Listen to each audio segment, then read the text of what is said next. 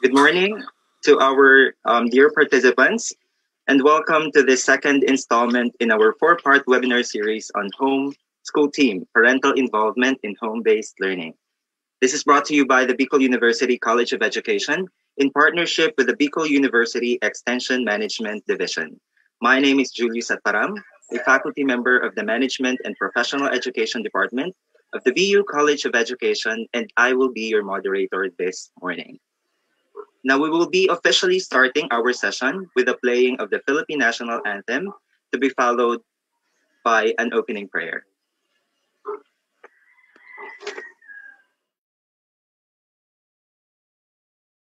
Bayang magiliw, pelas ng silangan, nananag ng puso, sa dibdib mo'y buhay.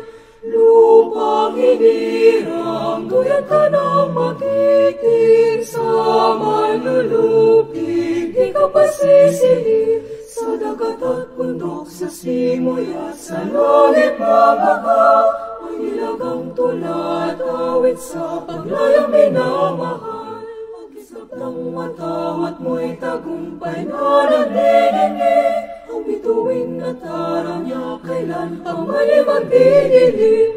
Lupa ng araw ng ating pagsinta, mo'y langit sa piling mo.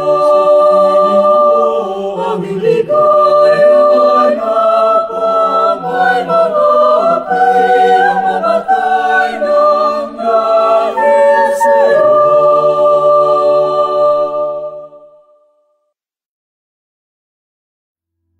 Almighty, ever-living God, the most merciful and compassionate, we thank you for creation and the life you have given us.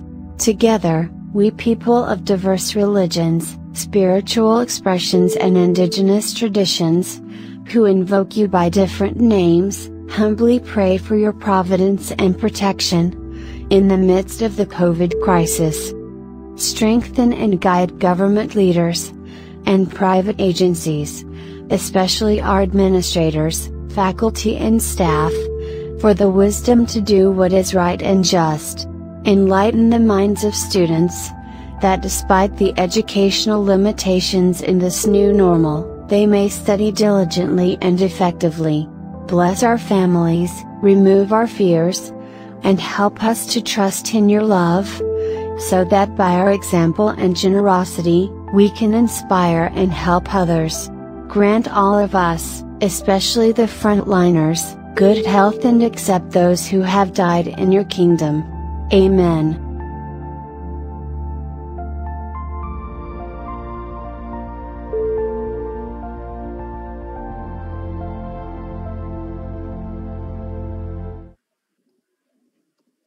Now at this point, we shall be hearing a message from the Dean of the Bicol University College of Education. Please all welcome Dr. Lorna M. Minya. Lawrence. To our participants in this webinar,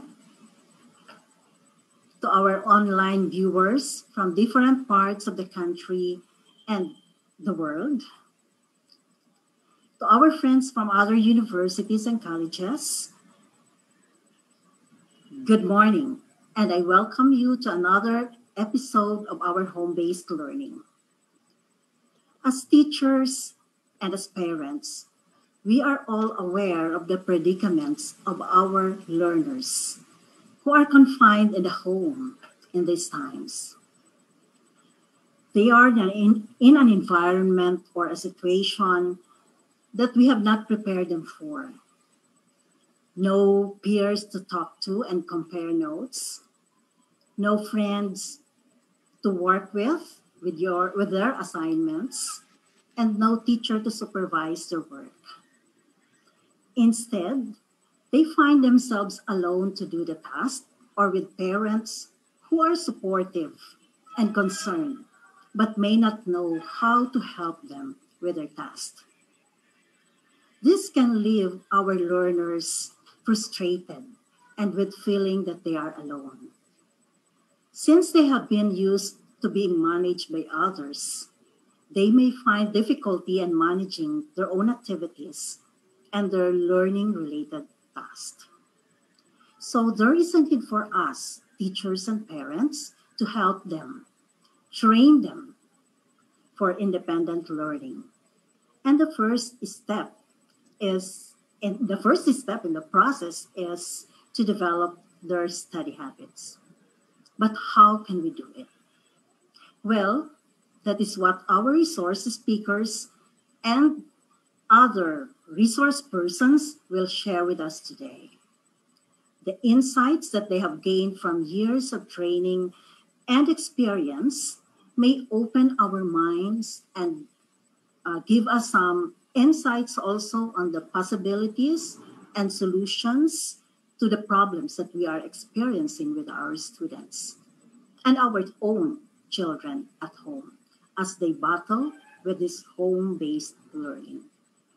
So in behalf of Bicol University and the College of Education, I wholeheartedly welcome you to this second part of the webinar. This webinar in home-based learning. Thank you for taking time out of your busy schedule to join us today. We are hoping that as a teacher education institution, we can be of help to others through this endeavor. So once again, good morning, everyone.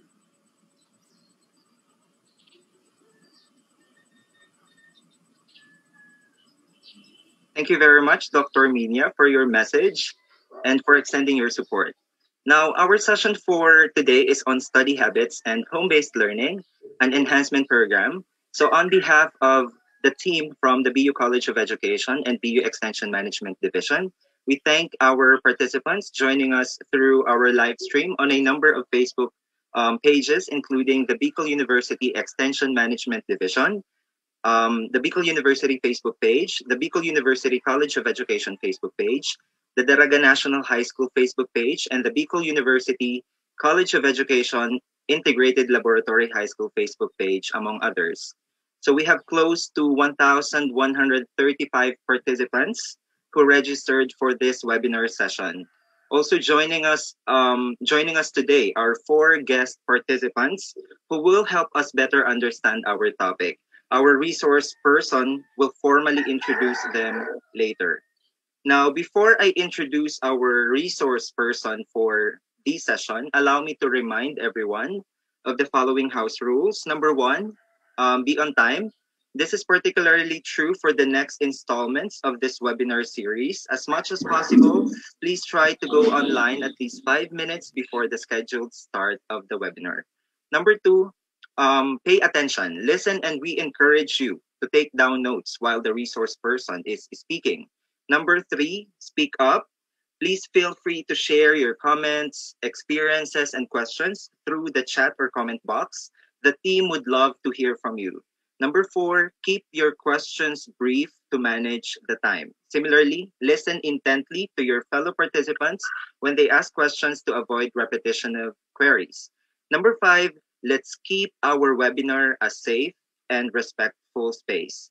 And number 6, please leave us a review. Do not forget to accomplish the evaluation form at the end of the webinar. This is so we can know how to improve and what other topics you want to hear from us. Now, at this point, allow me to introduce our resource person. Our resource person is a teacher 3 at Daraga National High School, Daraga Albay. She graduated from grade school at Bagtang Elementary School in 1997, graduated from high school at Daraga National High School in 2001. She earned her bachelor's degree in education from the Bicol University College of Education in 2005, where she graduated cum laude. She was a recipient of state scholarship privilege from CHED during her college years. To date, she has earned units in Master in Teaching Mathematics from the Ateneo de Naga University and Master of Education in Mathematics from Bicol University Graduate School. She is a learner's material writer at the local Climate Change Commission, a coach in the Metro Bank MTOP DepEd Math Challenge, and has consistently attended various trainings, seminars, and workshops in the division, regional, national, and international levels. In 2018, she attended Arizona State University, Arizona, USA, as a recipient of Fulbright Distinguished Awards in Teaching Program for International Teachers Scholarship, which is one of the flagship international educational exchange programs supported by the US government. Ladies and gentlemen, our resource person on the topic, Study Habits and Home-Based Learning, an enhancement program. Please all welcome Miss Maria Virgin A. Andes. Let's give her a virtual round of applause, please.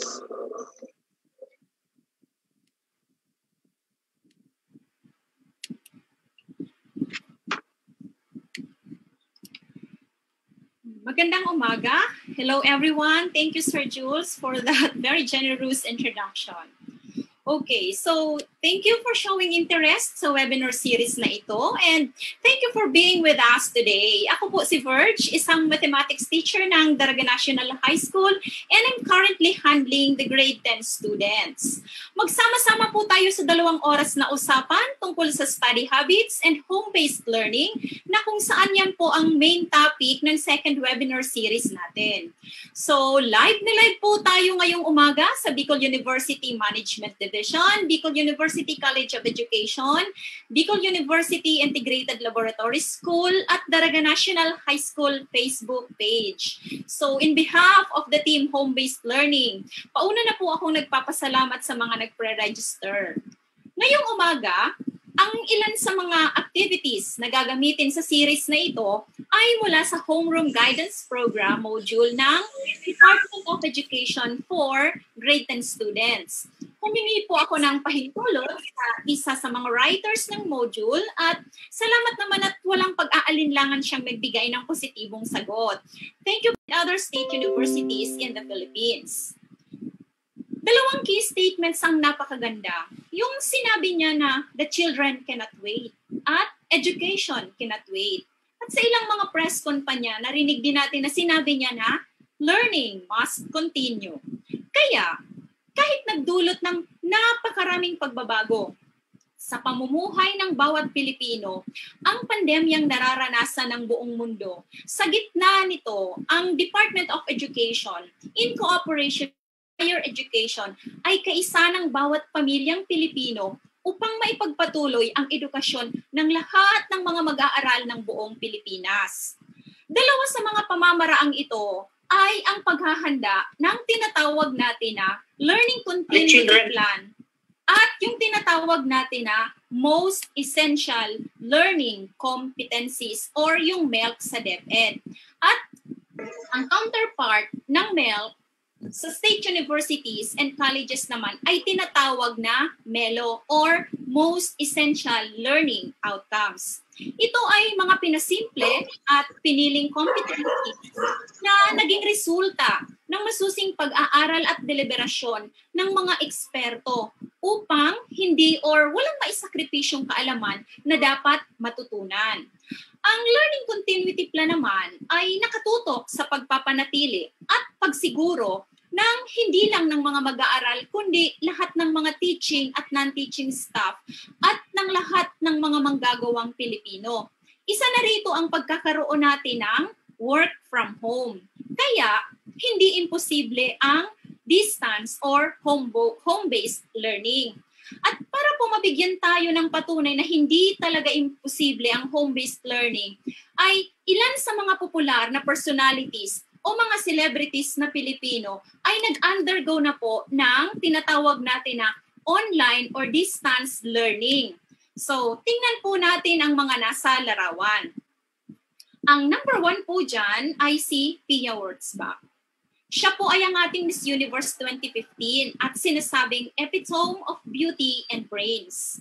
Nagtapos daw siya ng kanyang secondary education sa ABS-CBN Distance Learning. Oh, imagine, meron na palang ABS-CBN Distance Learning. Ang katabi naman po ni Pia Wurtzbach ay si Catherine Bernardo. Tinagurian po siyang teen queen. Nagtapos naman siya ng high school sa pamamagitan ng home-based or home study program ng Angelicum College. Katabi ni Catherine ay si Sarah Geronimo na kilala natin bilang Popstar Princess. Nag-aral siya sa University of the Philippines Open University ng Associate in Arts at nagtapos din ng high school sa Angelicum College, kaparehas po ng school ni teen queen na si Catherine Bernardo. Yung nasa baba naman po tayong mga larawan. Yung nangunguna po dyan ay si Maha Salvador. Nakilala natin siya sa Wildflower. In 2016, nag-enroll siya sa AMA University sa online education program nito and she took up degree in business administration. Yung lalaki po dyan, nakatabi ni Maha, ay alam kong kilala nating lahat dahil tinagurian siyang heartthrob ng kapanahunan niya. Siya po si Richard Gomez. Alumnus din siya ng University of the Philippines Open University and took undergraduate degree and associate in arts. Yung panghuli po ay si Jody Santa Maria. Enrolled for BS Psychology in Southville International School and Colleges through its Ennovay Education Solution. Ang Ennovay Education Solution ay parang AL siguro ito. It allows students to study and complete requirements following a special schedule. Sa program na ito, pinapa-report ang mga estudyante at least once a week para sa written exams, hands-on exercises, and discussions. Maliban kay Jody Santa Maria, napag-alaman din sa isang write-up na sina Enrique Hill at Liza Soberano din ay nag-a-attend ng Ennovay Solution katulad ni Jody. So ayan, nakita natin na posible na talaga ang distance at home-based learning kahit noon pa man at syempre lalo na ngayon. Nagkaroon lang ng adjustments ang mga estudyante depende sa pag-handle nila ng schedule at ang success nila sa pamamaraang ito ay hindi biro. Kasi nag-aaral sila at the same time nagtatrabaho.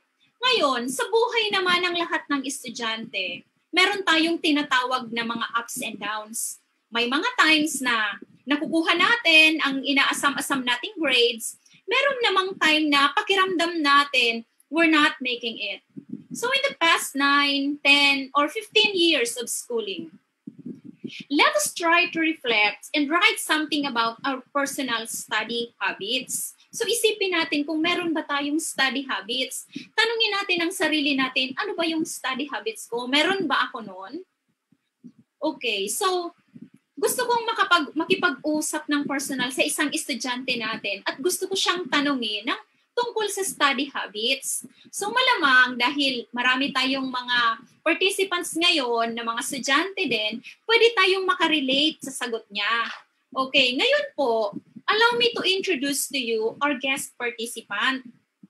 He is a multifaceted individual with strong academic in business and leadership, associated with creative thinking and project management skills, community and event organizing, data and technical writing communication, and interpersonal skills enhanced through the years of experience in youth organizations, services, and corporate works. So, sa murang edad po, marami na siyang na-accomplish. Data and technical writing communication and interpersonal skills enhanced through the years of experience in youth organizations, services, and corporate works. So, sa murang edad po, marami na siyang na-accomplish and technical writing communication and interpersonal skills enhanced through the years of experience in youth organizations, services, and corporate works. So, sa murang edad siyang marami na siyang na-accomplish and technical writing communication and interpersonal skills enhanced through the years of experience in youth organizations, services, and corporate works. So, sa murang edad siyang marami na siyang na-accomplish and technical writing communication and interpersonal skills enhanced through the years of experience in youth organizations, services, and corporate works. So, sa murang edad siyang marami na siyang na-accomplish and technical writing communication and interpersonal skills enhanced through the years of experience in youth organizations, intercellular services and the frameworks. So, sa unang identification, maraming similarized sa HBCI student on sa area of licensed enhancement, personal experience, and youth organization cellular services and the frameworks. So, sa unang identification, maraming similarized sa HBCI student on sa area of licensed enhancement, personal experience, and youth organization cellular services and the frameworks. Natin ngayon ang ating guest participants. So, I would like to speak to you as from the point of view of a student para katulad mo, ma-inspire din natin ang ibang mga participants. Okay, I know ready ka na sa unang tanong. Okay, may study ka po ba, Mr. Magallanes?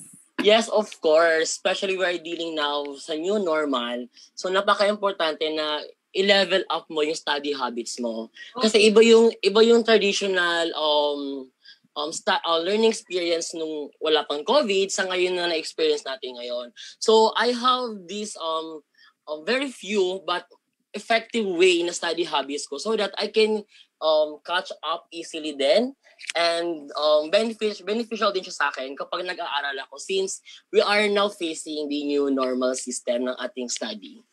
Ayun. So, meron study habits si Mr. Magallanes. Ang sunod na tanong ko, pwede mo po bang i-classify kung alin sa mga study habits mo yung sa tingin mo ay effective at sa tingin mo naman ay hindi effective? Alright, so since I'm also a student, so feeling ko lahat naman ng mga viewers natin dito, lahat ng mga taga Bicol University and sa ibang schools is makaka-relate naman sa akin. So, I would like to share some effective study habits na ginagawa ko ngayon new normal. So first, I start with the most difficult subject first. So it's very important to assess and to classify kung ano yung pinakamahirap na subject na pwede mong bigyan ng time, bigyan ng focus. Kasi the most difficult subject is yun yung kailangan mong bigyan ng mas maraming oras, mas kailangan mong bigyan ng focus kasi yun yung wala ka pang enough knowledge sa subject na yon. So in that time, so yun yung kailangan mong bigyan ng maraming oras para at the same time yung mga madadaling subjects is of course I think we have this few knowledge about that na. So madali na lang siya sa atin i-catch up. Pero yung mga subjects na mahihirap na bago sa atin, yun yung mas maraming oras na kakainin kasi we need depth understanding and research about it. Okay, so thank you very much, Mr. Magallanes, for that. So sabi niya, nakadepende ang kanyang study habits sa mga subjects, kung alin ang mahirap at saka alin ang hindi mahirap doon. So, yes. Rin po ang ating mga participants ngayon, syempre pwedeng maging reference nila ang kanilang mga anak. Alin po ba doon sa mga ginagawa ng mga anak natin ang effective at hindi effective na study habits? So, katulad ng shinare sa atin ni Mr. Magallanes, so nakadepende daw po ang oras na i-google niya doon sa mga subjects na kailangan niya dapat at importante. Okay, may tanong pa po akong tanong sa inyo. Una, what were your considerations in classifying your study habits? Alright, so I would like just to add another one pa doon sa effective way of study habits ko. So, make sure guys that you are not distracted.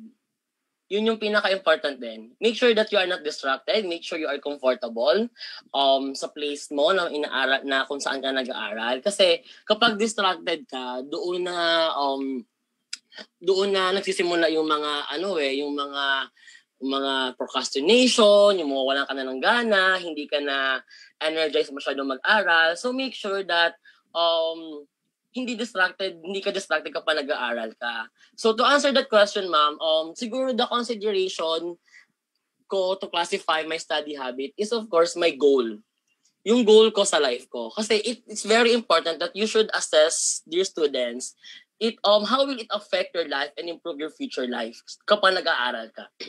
So is it important to your life? Or how does it affect your profession? So it's very important that you assess yourself kung effective ba tong study habits na to para sa future ko. Kasi kung hindi siya effective for you, so kung hindi siya beneficial sa near future mo, so it means hindi mo kailangan bigyan ng oras yon.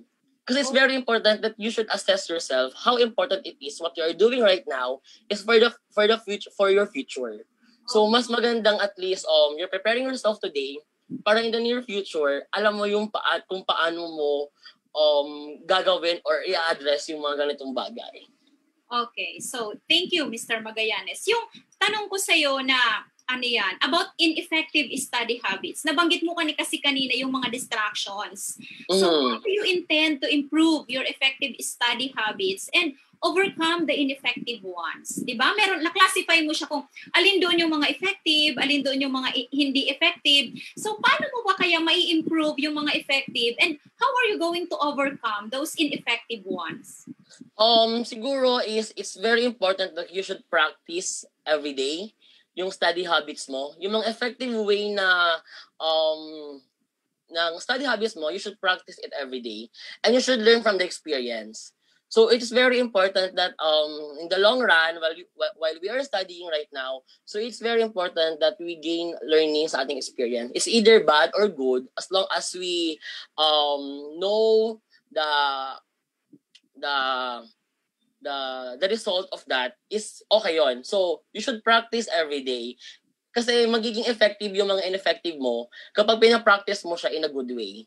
So, and of course, the experience, it's the entire experience. So, once you experience it, malalaman mo kung, okay, effective to.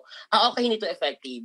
So, you can classify kung ano yung pwede mong gawin. Okay, so thank you. So, ayan, nabanggit mo yung experience. So, hindi naman, it's para sa akin, we can learn from other people's experience, di ba? Yes. So, kung na-experience mo na siya na hindi maganda, you can share those things to your friends. And then, kung na-experience mo din na maganda yon, other people can also experience those things. Okay, Yeah. so maraming salamat, Mr. Magallanes, and good luck sa journey mo bilang estudyante. And I hope and pray that you'll achieve your dreams and become one of the many good examples of a Filipino students.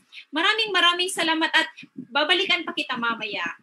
Thank you, ma'am. Okay, so ayan, may narinig natin si Mr. Magallanes sa kanyang mga effective at saka mga ineffective study habits. Okay, so ipagpatuloy natin ang ating pag-uusap ngayon kasi alam na natin may mga study habits tayo or a habit of studying our lessons and accomplishing school tasks to pass each grade level. Ngayon, along the way, you got to test what works best for you and what's not. It is important for you to be mindful of those patterns that bring you academic goals for the school year while try to get rid of those proven to be bad for your school performance. Ito yung sinasabi ni Mr. Magallanes kanina. We can have some reflections from our experiences. We would like to bring to your attention the faulty study habits that you might still have in the hope of changing it with a helpful one. So, pag-uusapan natin yung mga faulty study habits. Sabi dito, break free from your faulty study habits. Ano-ano ba yung mga faulty study habits na ito? So, nakikita nyo yung number 1, studying for the sake of doing it. Kailan mo ba huling tinanong ang sarili mo kung bakit ka nag-aaral? Yun bang, why am I studying? What do I intend to gain from it? Ano ba ang mapapala ko kung mag-aaral ako? Magkakaroon ba ako ng mataas na mga grado? Magandang trabaho pagdating ng panahon? Personal fulfillment or acceptance in college?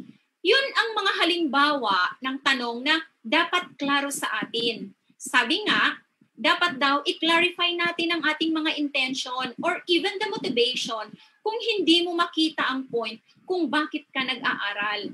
It will only make boring and tedious. If your intention is clear, then studying can be meaningful for you. So, ayan po yung pinakauna. Nag-aaral ka lang for the sake of pag-aaral. So, studying for the sake of doing it. Number 2, studying by impulse. Have you experienced doing your homework, reviewing for an exam, and doing your project without analyzing how they should be prioritized and scheduled? Kung oo ang sagot nyo, malamang na-stress ka na. Na-overwhelmed or naging anxious kung paano mo yun gagawin lahat at sabay-sabay pa kailangan.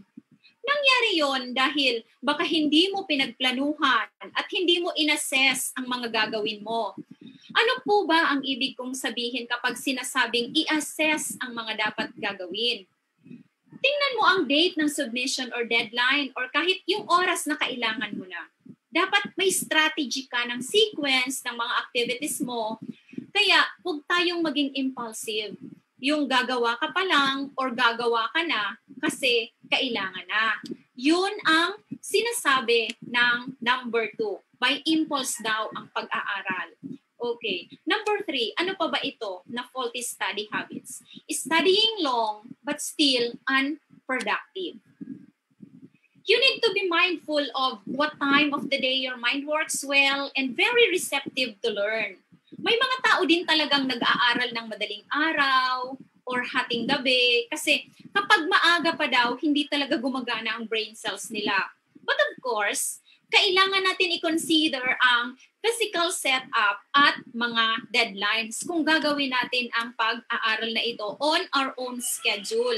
So, malay mo, mahaba na talaga yung madaming oras ang ginugol mo doon, pero parang wala pa din pumapasok sa isip natin or parang hindi pa din natin a-absorb kung ano talaga ang dapat nating matutunan. So, yun ang number 3. Studying long but still unproductive.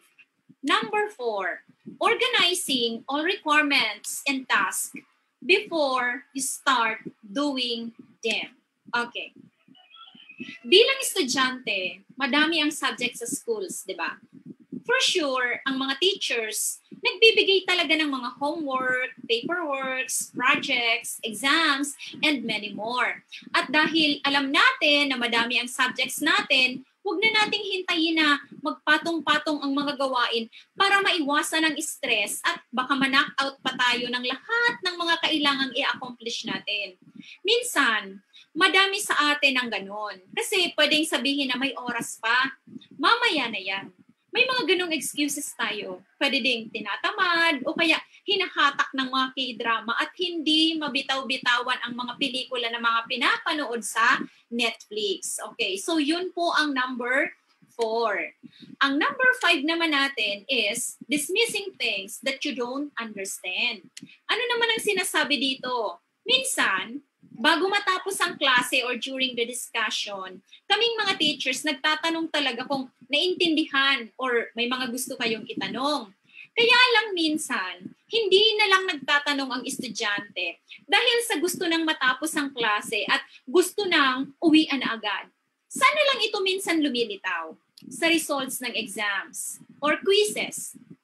Or kapag nag-recitation, walang direksyon ng sagot kasi nga, hindi naman talaga pala naintindihan ng mabuti. Nung nagtanong si teacher ng, class, do you have anything to ask me? May hindi ba kayo naintindihan? Wala. Nananahimik na lang talaga. So, ang tawag doon is dismissing things that you don't understand. Okay, so number 6. Ang pang-anim is having random notes and confusing learning space. Have you experienced writing notes on a random paper or notebook? It is definitely not a good practice for someone who wants their thoughts organized. It will give you difficulties to retrieve your lessons and add up to your task. Yun bang wala kang pakialam kung saan ka susulat at basta makasulat ka lang. Tapos after class or time na para mag-review, hindi mo na alam kung saan mo na isulat yung notes mo o kaya nawawala na siya. So ayun, may notes naman pero sobrang magulo ng notes kung saan-saan talaga yung nakalagay. So hindi din daw yun magandang practice. Sabi, pang-anim siya na hindi maganda. Okay, so let's proceed. 7. Having a crunch time for the exams the next day. So ito yung time na kadalasan nangyayari na bukas na ang exam at ngayon mo palang talaga pinipilit ang sarili mo na i-absorb lahat ng mga important topics or coverage ng exams na binibigay ni teacher. As in, gusto mong ma-accommodate. Pero bukas na ang exam. So try to imagine yourself kung ano ang feeling nang nagka-cramming ka kasi bukas na ang exam at hindi ka pa talaga prepared. So yan ang sinasabi ng number 7. Okay. Number 8. multitasking while studying. So, ano ang sinasabi dito sa number 8? Typical ngayon sa mga mag-aaral ang laging naka-online sa social media, nanonood ng TV, or nakikinig ng music habang nag-aaral habang nag-aaral. Sa iba, it works best daw. Pero, may mga nagsasabi naman na it prevents them from achieving 100% focus. Yun bang ang style naman nila ng pag-aaral tapos chat ng chat? Mga ganon. Talaga sa sir na po may CE, madam. Pero, Sabi niya, ang bibigyan madami ang oras na nasasayang. For me, kasi less ang focus. Yung i-chat mo, kung binasa mo siguro yon instead na pag-chat, pwedeng meron ka nang na-absorb kahit konti. Pero sabi ng writer natin, faulty study habits daw ang nagmumultitask. Yun ang ating number 8. Okay, so let's proceed to number 9. Sa number 9, repeating the ineffective study habits and mistakes. Sinasabi dito na alam mo ang hindi maganda or hindi effective, inulit mo na naman. Example nito, kapag tapos na ang exam, sasabihin ng estudyante na next time babawi ako. Mag-aaral na ako, pero ganun pa din nangyari kasi inulit na naman hanggang sasabihin na naman na babawi ako next quarter. So, ayun, yan po yung 9 faulty study habits. So, dapat daw nating iwasan or kahit paano mag-adjust tayo na kung ginagawa pa natin yun, pwedeng hindi na natin ulitin. So, I guess, nakarelate tayo sa mga examples na yon. Isip-isip tayo kung alin pa ba ang hanggang ngayon ginagawa pa din natin. So, based on the discussions na yun, yung 9 faulty study habits na nabanggit natin kanina, you can try to identify the ineffective or faulty study habits that you have. Alin ba doon sa mga nabanggit ang sa tingin mo nasapul ka or yung bang tinamaan ka kasi ginagawa mo yun, hindi mo alam na hindi pala yun maganda or ineffective pala yun. So ngayon, pwede kang mag-suggest ng mga ways on how you can change it. So yung mga sagot po natin, sa atin na muna yon or pwede ding i-share sa mga comment sections. May tatanungin po ako, may kakausapin po akong isa ding dating estudyante tungkol sa mga bagay na na-discuss natin. Yung kanina, kasama natin si Mr. Magallanes. Ngayon po, meron naman ako sa inyong ipapakilala na another guest. So dito po, dun sa mga nabanggit natin kanina, pwede tayong mag-reflect sa question na ito. Based on the discussion, try to identify the ineffective or faulty study habits that you have and suggest ways on how you can change it. So sabi ko sa inyo kanina, meron akong kakausapin na estudyante din na pwedeng makarelate din tayo sa sagot niya. So, allow me to introduce sa inyo ang isa sa mga magagaling naming estudyante ng Daraga National High School nung nag-aaral pa siya. Kakagraduate niya lang din ng BS Chemical Engineering sa Bicol University College of Engineering, cum laude. Nung high school din siya din ang valedictorian ng special science class at consistent competitor din siya sa mga math competitions on games and puzzle.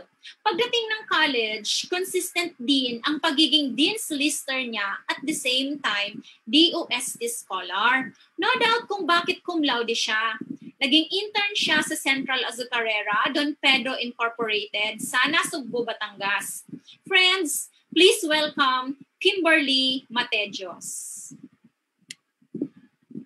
Okay. Hi, Kim. Hi, good morning, Madam, and to all the participants. Hi, Okay. good morning po. In-invite kita kasi gusto ko sana ma-inspire din ang mga participants natin sa'yo. So, narinig mo naman yung mga faulty study habits kanina, di ba? Yes.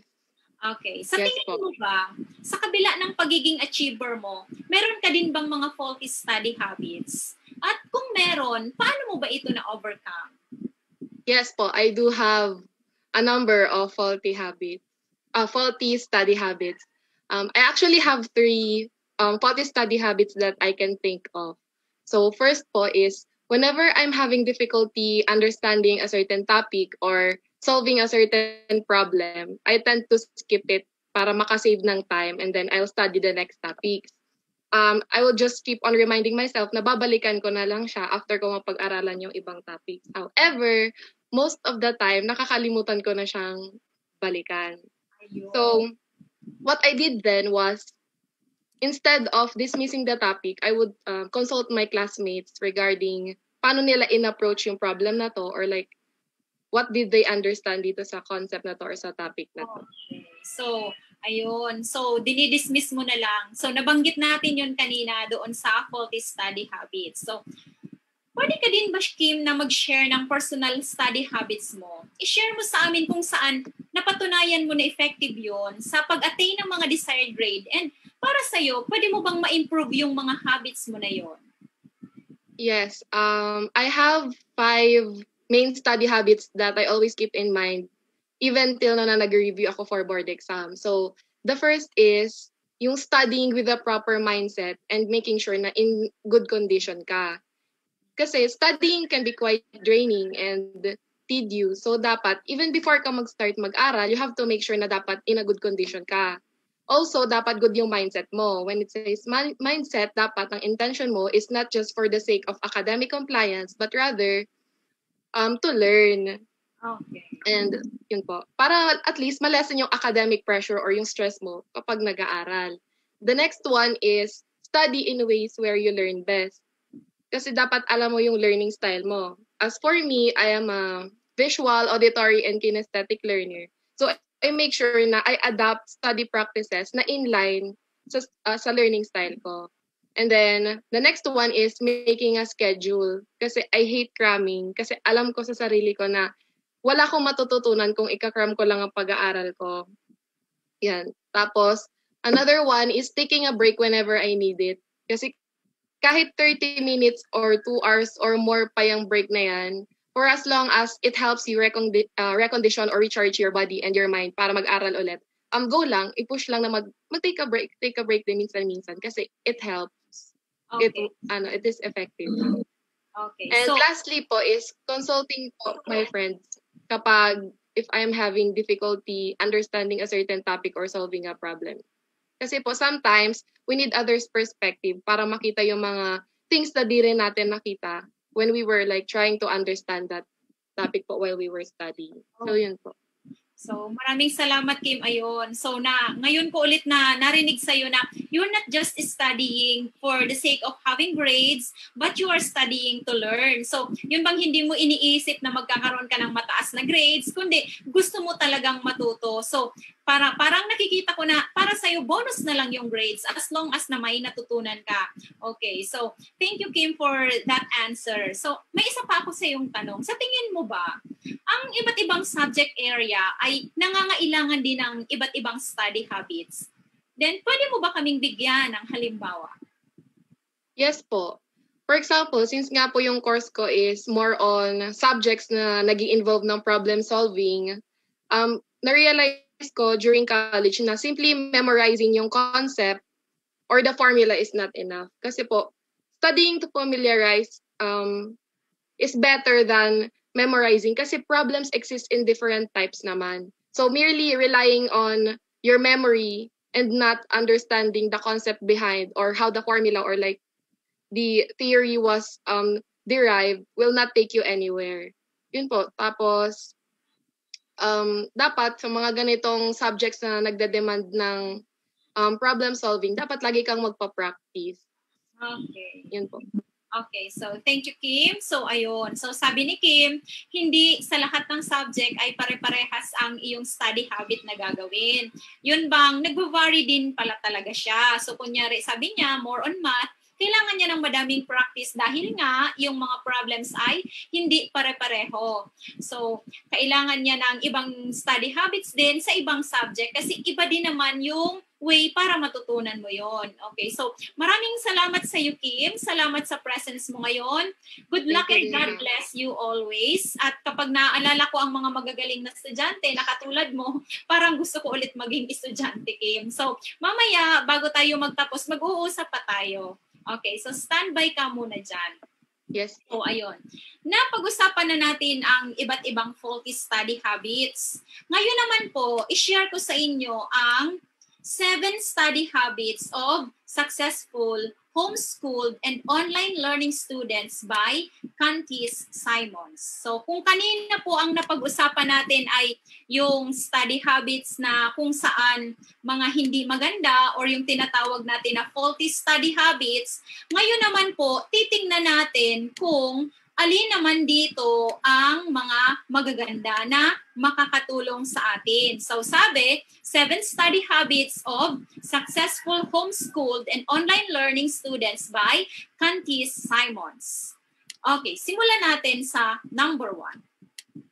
Number 1 is scheduling. So tandaan po natin ito dahil kanina yung mga ineffective, ngayon naman po ay sinabi na effective daw po ito. Dati na tayong may normal schedule. Sa lumang normal, tawag ko doon lumang normal kasi new normal na daw tayo ngayon. Dahil alam na natin kung anong oras tayo gigising, anong oras lalabas ng bahay, at anong oras tayo dapat nakasakay ng jeep o kaya naman ng tricycle, sa iba kung anong oras ihahatid sa school. Pero ngayon, ang schedule natin ay tayo lang ang nakakaalam dahil nasa bahay lang tayo. So medyo mahirap. Kaya kailangan natin ng schedule talaga sa bahay natin at mag-stick tayo sa schedule na yon. Kahit tayo ay estudyante o kaya teacher at ang schedule na yon ay maging routine natin. Yung schedule ng pagising natin, noon, pwede pa din naman maging schedule pa din ang pagising natin ngayon. Mag-schedule na din kung anong oras ang klase para prepared sa online class or kung gumagawa ng modules, ilang oras ba dapat tapusin or ilang oras ba dapat gawin ang isang module sa isang subject.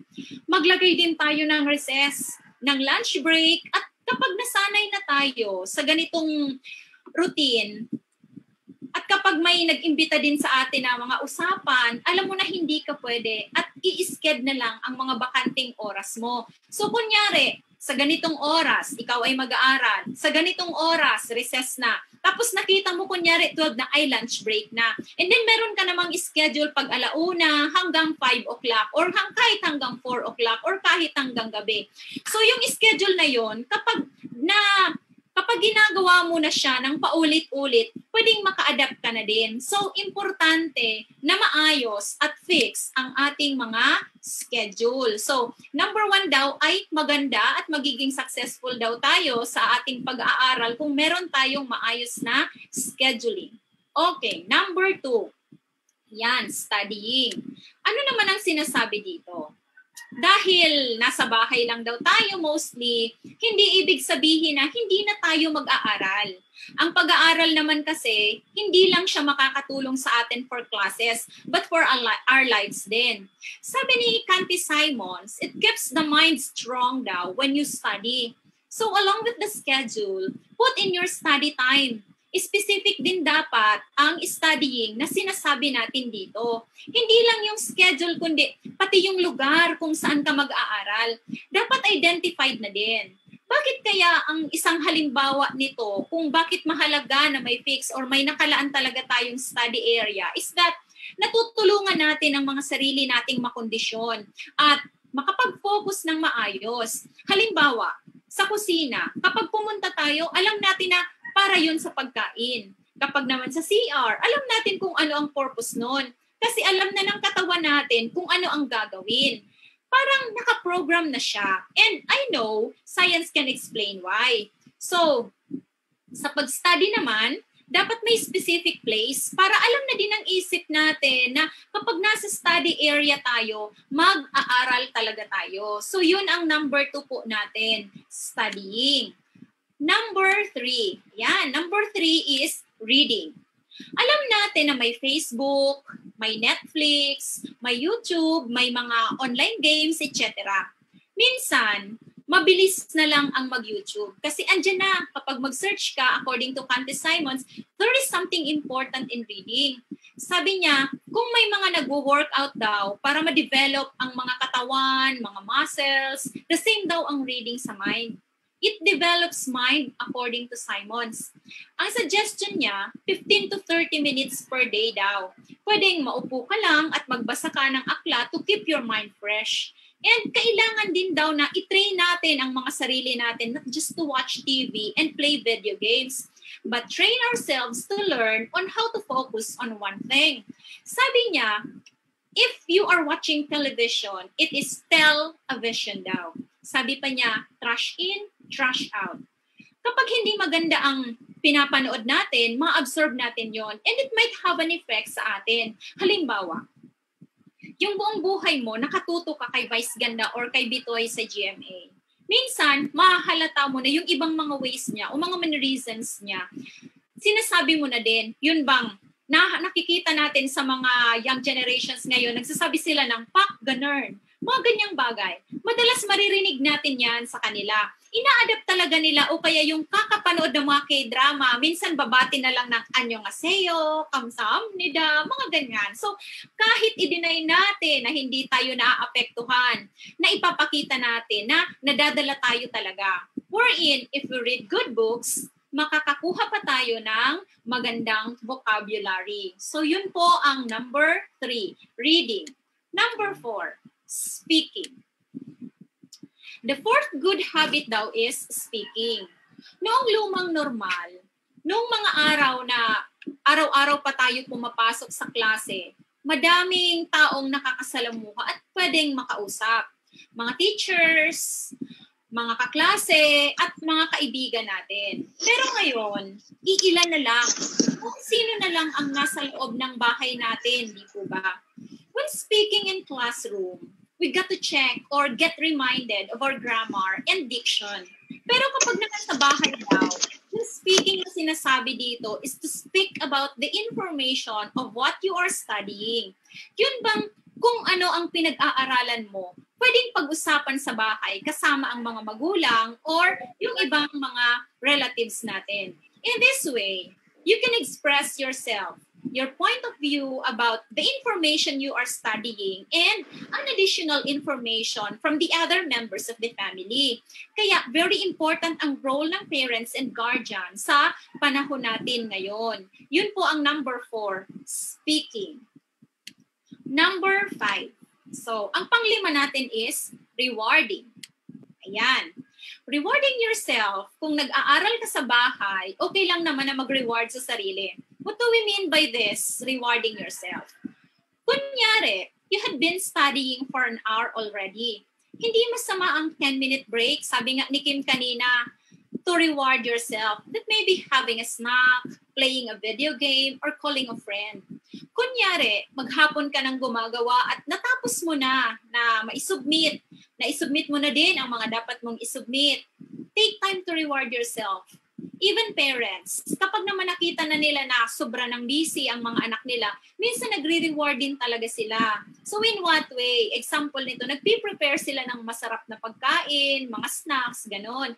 Or hindi ka na maghuhugas ng pinggan, mga ganong bagay, mga reward yan ng parents natin. So number 5 is rewarding. And number 6, we have testing. Alam natin na most students prepare for a test a day before the test.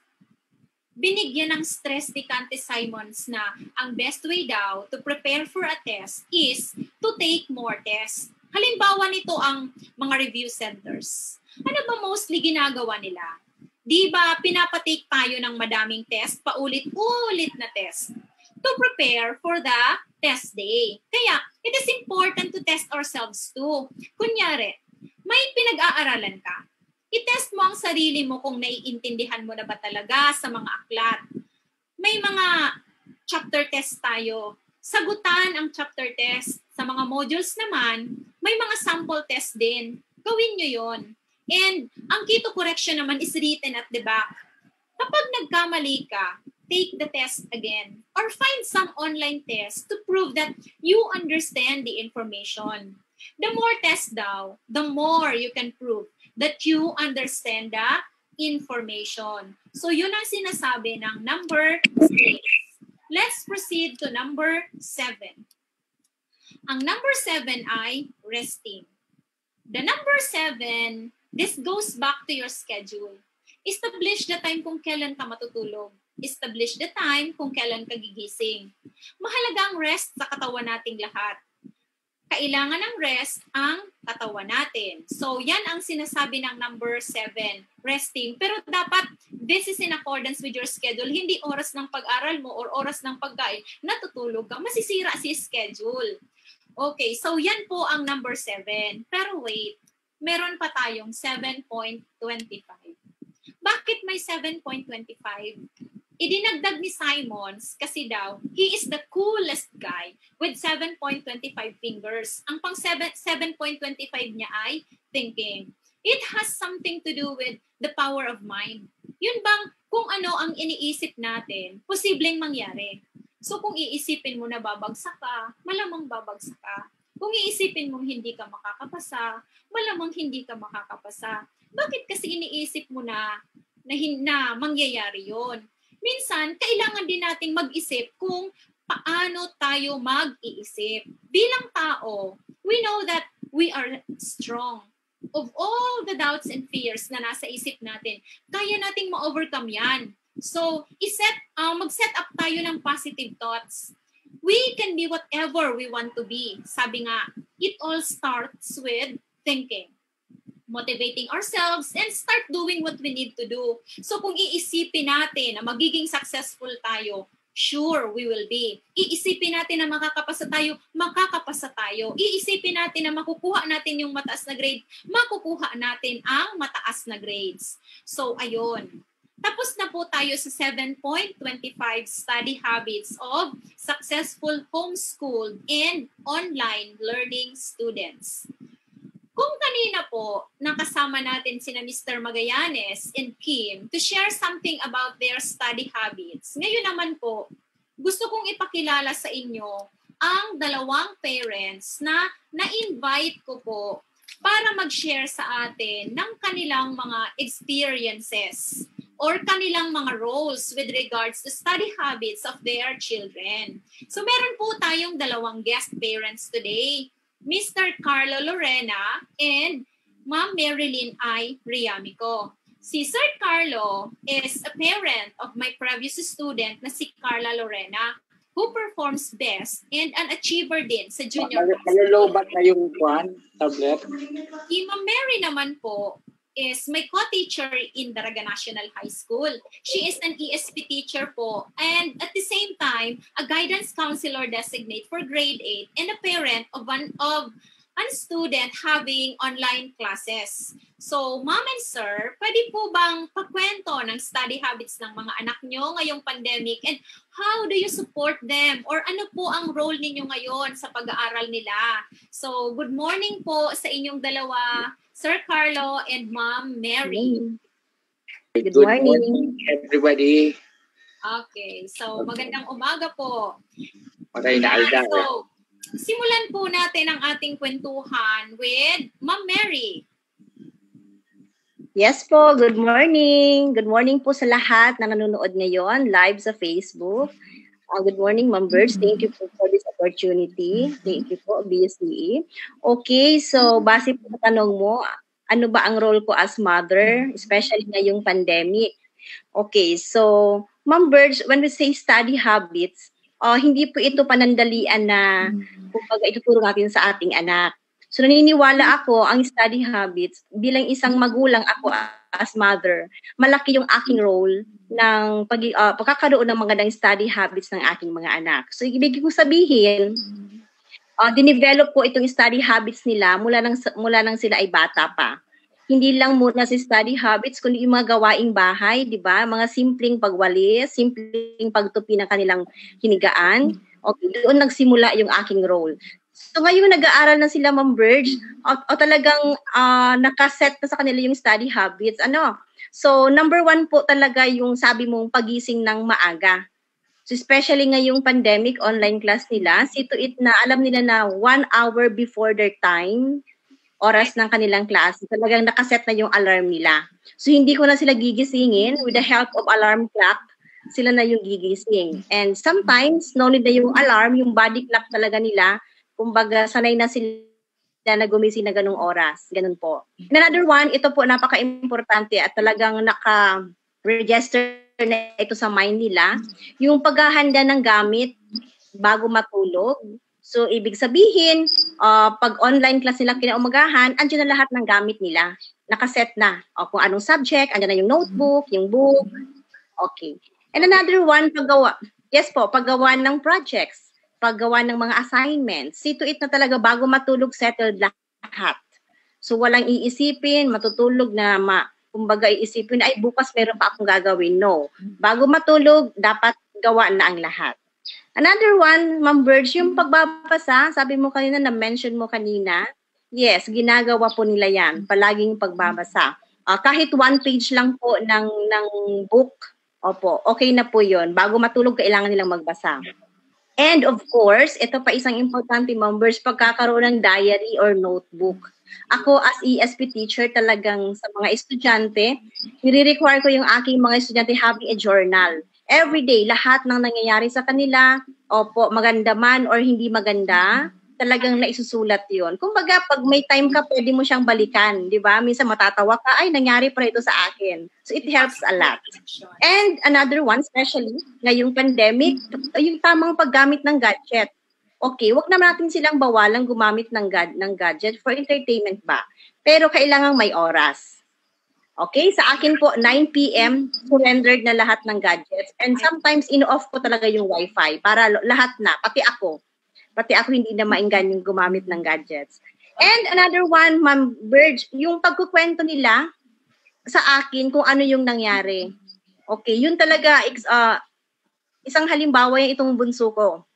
Pagdating ko sa bahay, magtatanong na ako, okay, kumusta kayo? Kumusta yung pag-aaral ninyo? Minsan napapansin ko, yung anak ko nagkukwento na, Mama, ito yung ginawa namin. Kasi ito nga study habits, kumbaga, ano na yun sa kanya, routine na. Alam niyang pag dumating ako, alam niyang gusto kong malaman ano yung nangyari sa kanya sa paaralan. Yun po, Ma'am Bird, yung mga study habits ng dalawang anak na develop sa kanila. So ngayong bagong normal naman, Ma'am Birds, napakahirap as parent. Lalo na po ako isang guro, di ba? Alam naman po natin yung ating mga gawain as teacher. So bilang paghahanda sa pandemic po, kami mag-asawa talagang sinecure namin yung kanilang area sa online class. Binigyan namin sila ng tamang lugar, mga pangangailangan like table, laptop, internet connection, whiteboard. Nandun po nakalagay sa kanila yung mga schedules nila, yung mga dapat gawin. So, nung una po, members, ang hirap sa part ko, and then sa part nila. Pero habang tumatagal, medyo nagiging okay naman. So, parang same with the face-to-face learning, ang online class ng mga anak ko. Yun lamang po, Ma'am Birds. Thank you. Ayan. Thank you po, Ma'am Mary, sa pag-share mo ng napakagandang study habits ng iyong dalawang anak. And then sa pagiging magandang example na very supportive parents. Yung gusto ko yung nagkukwento sila after ng isang araw nila. So kasi maganda man or hindi maganda, at least na kumbaga nakakapag-unload sila and then nasi-share din nila yon. So yun po, si Ma'am Mary, meron pa naman po tayong isa na mag-share sa atin about the study habits ng kanilang anak, and then kung ano po yung role niya. So, Sir Carlo, the father of Carla. Hello po, sir. Good morning. Hello, good morning, ma'am. Good morning, everybody. Maray na aldaw po sa gabos na nagdadangog po sa tuya.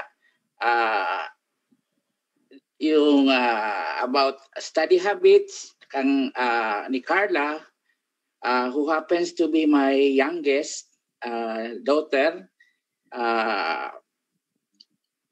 yung mga lahat naman ng mga daughters ko talaga, when they were still studying, and Carla now, siya na lang yung nag-aaral, I always told them about the importance of reading. Yung mga, basta any informative, mga libro ba, mga ganon, na magbasa, because through reading, you learn, marami kang matututunan at you will discover so many things.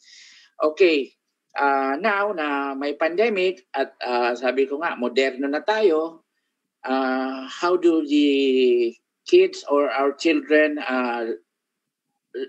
find learning materials? Nandyan yung, sabi ko nga, books, nandyan yung computer, nandyan yung internet. Okay? But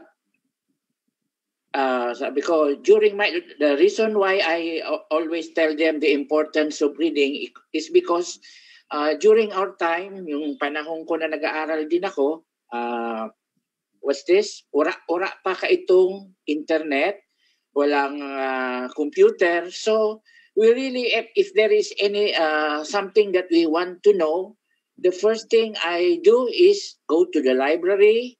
You rely on encyclopedias or what's this? Yung newspaper. Dahil that's the only material where you can gain or learn something. In fact, if like I said, I'm a chess player by profession. So studying is always part of our daily routine. So I'm telling Carla that or anybody, if they want to succeed, they should do their homework. Yun yang sinasabi ko nga in chess, sa isa nga sabi ko nga yung chess is isa yan sa pinaka mahirap din. Sabihin na hindi naman sa pagyayabang, pero sabi ko nga yung chess isang laro na that would require your mind, your logical thinking, and you do what's this? Research, you do preparation. So whenever I go to competition, or let's say sa mga estudyante, if they want to succeed, they should do what you call it, home preparation. Nothing beats home preparation when it comes to success. Okay, kami yung sinasabing when you are well prepared, you do your homework. Kumbaga sa kwan, anong tawag namin dyan? Niluto mo na kaagad sa kusina before you go to tournament or a test that you will take up. Iba yung naka-prepared ka.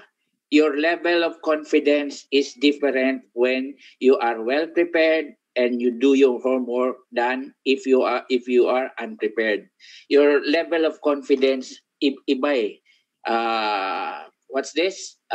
Chances are, sabi ko nga, the success rate of people who do their homework or do studying before they face the real challenge is higher. So for all the parents, sabi ko nga na I think you encourage your child or student to do always a home preparation or study. Ayan. So, Okay, okay. ma'am. So, thank you very much po sa inyong dalawa, ma'am and sir. Indeed, narinig natin ang panig ng dalawa nating estudyanteng guest kanina at then ng parents natin. So, later on po, sir, magkikita-kita po ulit tayo. So, bago po tayo magtapos, and then we can also have some questions, and then we can also have some clarifications from our dear participants. So, in behalf of our team, I'd like to say thank you very much for being with us today po.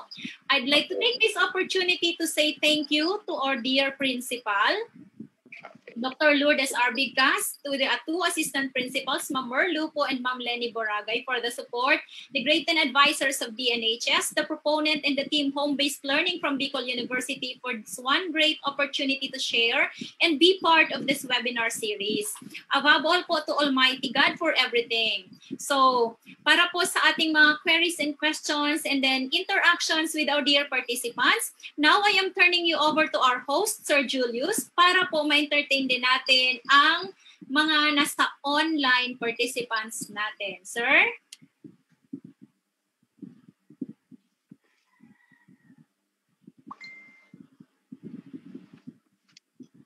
Thank you very much, Ma'am Verge, for that very comprehensive discussion, and to our guests, of course, for the interactive discourse on the topic that we have for today. Now, before we proceed to the question and answer session, let me just recap the main points that our resource person has shared to all of us this morning, because I understand that some actually missed those pointers because nag-stick daw yung nila, yung parang Facebook live stream on their end. So let me just recap. Ma'am Verge shared to us 9 faulty study habits that we are ideally advised to break free from. Number 1, studying for the sake of doing it. Number 2, studying by impulse. Number 3, studying long but still unproductive. Number 4, organizing all requirements and tasks before you start doing them. Number 5, dismissing things that you don't understand. Number 6, having random notes and confusing learning space. Number 7, having a crunch time for the exams the next day. Number 8, multitasking while studying. And number 9, repeating the ineffective study habits and mistakes. Now, to address this faulty study habits, our resource person, Ma'am Verge Andes, also shared to us the 7 habits of successful homeschooled and online students based from her source, Simons. Number 1 is scheduling. Number 2, studying. Number 3, reading. Number 4, speaking. Number 5, rewarding. Number 6, testing. Number 7, resting. And may additional tayong 7.25, which is thinking. So again, Ma'am Verge, thank you very much for that very comprehensive and very interactive discussion with our 4 guest participants. Now, I think we come now to our question and answer session. May I again invite everyone, especially those who have questions, to type their questions in the chat or comment section, please. For those who have joined us here in our Zoom meeting room, you can also raise your questions. You may opt to turn on your microphone and camera if you wish to. So we have noted some questions commented earlier. So I think our resource person and I think our guest participants are now ready to answer these questions. Allow me to read the first one, Ma'am Verge. Okay, go on po. How are we going to encourage our children to manage time on study habits, especially today that they are staying at home? Yeah. So this is from Ma'am Ruby Briones. Okay, thank you, Ma'am Ruby, for this question. Yung kaninang na-present natin is 7 faulty study habits because meron tayong may nabanggit doon na cramming. And then naman, doon naman sa from Simons na for the success of studying, ang pinakauna po doon is scheduling kung natatandaan natin. So how are we going to encourage our children to manage their time? So balikan po natin yung scheduling. I-develop natin sa ating mga estudyante or sa ating mga anak yung pagkakaroon natin ng schedule. Of course, hindi madali ang turning point. Hindi madali yung biglaan kang magbabago na hindi mo naman siya kinasanayan. Kaya nga tinatawag nating habit. Kasi kailangan natin i-develop siya. We are going to develop or we are going to start with our routine. Kunyari, i-practice lang natin hanggang makasanayan natin. So, kapag naging routine natin siya, later on magiging habit na natin siya. Yung schedule po talaga ay kailangan natin. So, kailangan kung kinakailangan nilang maglista, kinakailangan nilang magkaroon ng alarm clock for every time na yung mga gagawin nila, pwede po yun. And of course, syempre, kailangan din po dito ang support ng parents to help them get reminded of the things that they need to do. So, yan po yung parang sagot ko dito na how are we going to encourage. And wag po natin silang para ma-encourage din po sila, wag po natin silang bibigyan ng mga negative comments, yung mga kumbaga matulungan nating ma-boost ang kanilang confidence na kaya nila yon. At first, kunyari hindi failure yung schedule niya. Pwede nating silang okay, next time bukas iwasan mo na yan, kunyari ganyan. So, the support of the parents is also important here to help them manage time on study habits. Lalo na ngayon na nasa bahay talaga sila na madaming distractions. We have the TV, we have everything na pwedeng makadistract sa kanila. I think I would agree with you, Ma'am Verge. The really, the hardest part is to start a habit. So I think yun talaga yung pinaka-struggle natin.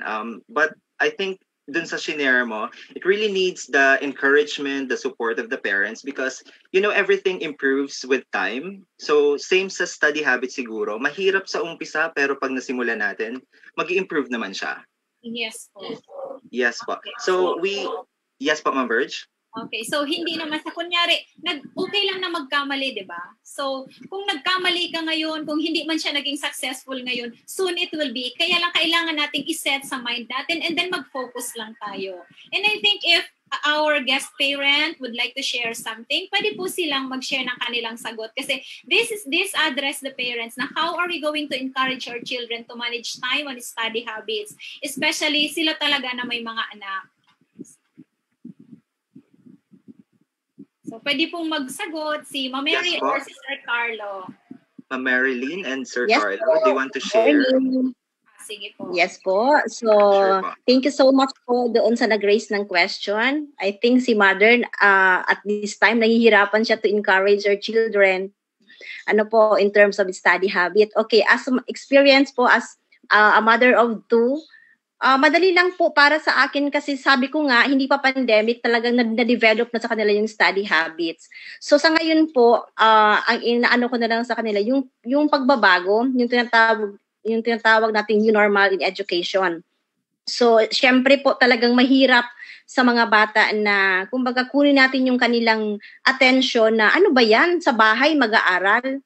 Diba? So, napakahirap.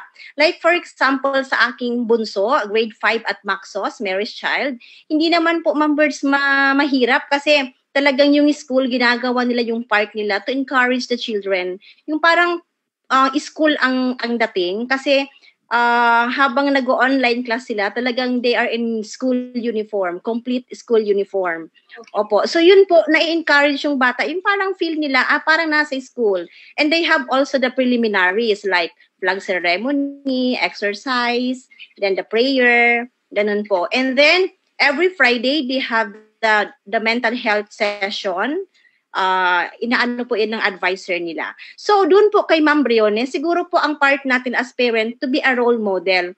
Siyempre, pag sinabi natin gigising tayo ng maaga, see to it po na mas nauuna tayo as parent. Even though malalaki na yung ating mga anak, we need, of course, the support to our children. Siyempre, yung paghahanda ng breakfast, hindi naman yung talagang super magarbong breakfast. Yung alam natin na gustong-gusto nila to encourage them. Oh. Thank you, Ma'am Bird. Thank you. Thank you, Ma'am Mary. Sir, may question pa po ba tayo?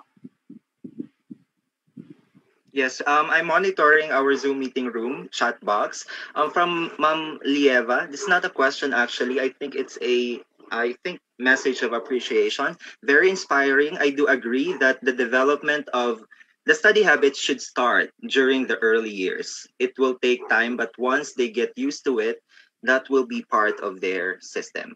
Yeah. Thank you po, Ma'am Lieva. Okay, another question, Ma'am Verge, and to our guest participants. From Sir Eric Hoviliano, peer learning has always been part of the study habit of a number of learners. How can we possibly help them interact with their peers given the situation we are in and the intermittent nature of internet connectivity? What possible strategies or alternatives can we offer to them, given also that most parents, especially the marginalized sector of the society, have little to no knowledge in the subject matter that they are learning? Yeah. Oh, medyo mabigat ang question ni Sir. But thank you, Sir, for bringing this up. Yung sabi mo dito na how can we possibly help them interact with their peers? When I had kailan ba yun? During our last session, I was able to have a demonstration lesson online. So, hindi din po imposible ang collaboration, ang group activity. What I did was I incorporated in my lesson, yun bang group chat nila sa Facebook. They can have their room, hindi ko masyadong natandaan. Basta meron siyang parang room sa Facebook Messenger na kung saan several number of participants can be a member of that particular group and then they could have a video call. Kunyari, during the classes, may certain period of time ka lang. Tapos meron silang kanya-kanyang grupo doon, parang Facebook group siya, Messenger, group chat siya. Pwedeng doon sila nagko-collaborate. They can ask questions. They are free to share their ideas, ganyan. So in this way, yung communication nila is open. They can interact with other members of the group. So separate po yung groupings na ginawa nila sa, kunyari, meron tayong 50 students. They can possibly have 10 groups, 5 members per group, and then the teacher will be a member of that particular group. And then namomonitor niya, ano na ba yung pinag-uusapan dito? And then the teacher can share what transpired in that particular group. So, nangyari po yan during the demonstration lesson, pero okay naman siya. Dito po sa internet connectivity, isa po talaga itong malaking problema. And nag-i-invest talaga dito yung mga magulang, and then talagang, ito yung pinakamahirap kalabanin talaga at ma-overcome. Pwede din naman po natin itong ma-overcome ng unti-unti. Kunyari, this particular class of a particular schedule, nakaset na siya, di ba? Nakaset na po yung klase sa mga online class. Alam mo kung kailan yun mangyayari. So, pwede nating i-allow yung sarili natin na mag-set talaga tayo ng kunyari, pang-load, kahit mahirap po talaga. Or we can at least try to go to some places na talagang meron silang internet connection na medyo stable at medyo maayos. Or we can adapt a friend. Doon naman po sa mga medyo parents na meron talagang can accommodate and merong medyo magandang signal, pwede po tayong mag-ask ng help o pwede mo bang ma-accommodate yung anak ko. Minsan nakakahiya din siya, pero in this time of pandemic, I know marami po talagang nag-o-offer ng mga ganyan. Kunyari sa amin, nung nag-brown out talaga, tapos wala talagang internet connection si DCTV at sobra talagang hina ng internet. Alam mo yung ginawa ng isang co-teacher namin, sina Ma'am Alma, sina Ma'am Melalio, sabi niya, uy, may internet, may ano sa amin, pwede kayong pumunta sa bahay, sina Ma'am Che, ganyan. So, ang nangyari po is adapt a friend. So, sila na may mga meron, pwedeng nag-adapt sila. So, ang kailangan din lang po talaga natin is share our problems, share our sentiments, at for sure po may mga sasagot dyan. So, yun po yung ano ko dyan. And then doon naman po sa mga sinasabi sa follow-up question ni Sir, sabi niya, minsan daw po talaga yung mga parents ay walang knowledge. Dito na po pumapasok yung open communication with the teacher. So, alam po natin na hindi pare-parehas ang status ng ating mga parents and we have different may mga different na problema po talaga tayo na kinakaharap with regards to our students and their families. Ang kailangan lang po dito is open communication with the teacher. So open po from Monday to Friday, 8 to 5 p.m. po ang lahat ng lines ng mga teachers dahil po naka-work from home sila. Pwede po silang i-text. And alamin po natin sa mga parents, ang schedule ng teachers natin, kung kailan po sila nagkakaroon ng physical reporting sa mga schools. Kunyari po kami, every Thursday, nasa school po kami. The parents po are welcome to see the teachers kung ano po yung problema, kung alin po doon ang kailangan ng sagot. So in that way po, na building open communication with the persons in authority, yung mga nakakaalam, siguro po masusolve natin ng hindi man po totally lahat, at least po paunti-unti nating mabibigyan linaw. So yun po, thank you very much po, Sir Eric. Thank you very much, Ma'am Verge, for answering that question. I think this question of Sir Eric is very, relevant because interaction is really it's a crucial part of learning. It's supported even by, educational psychology. Yung social interaction is really instrumental sa learning ng mga students. So, yung problema kasi natin ngayon is the issue on digital divide. So, ito kasing issue ng digital divide, it's not a kind of problem that we can solve at our level. Pero as suggested by Ma'am Verge, we can actually think of ways on how to help our learners, have communication, have interaction with their, peers, with their classmates. So for example, yun na nga yung Messenger, mga free applications that they can utilize. And I also agree, Ma'am Verge, na ang teachers nga ngayon, hindi lang actually 8 to 12, 1 to 5. Actually, sa online learning and sa flexible learning, sa home-based learning natin, we're actually online 24/7. Would you agree with me? Yes. Yes po. So I think, do we still have, Ma'am Verge, our students, our young professionals with us? I think po andito pa sila.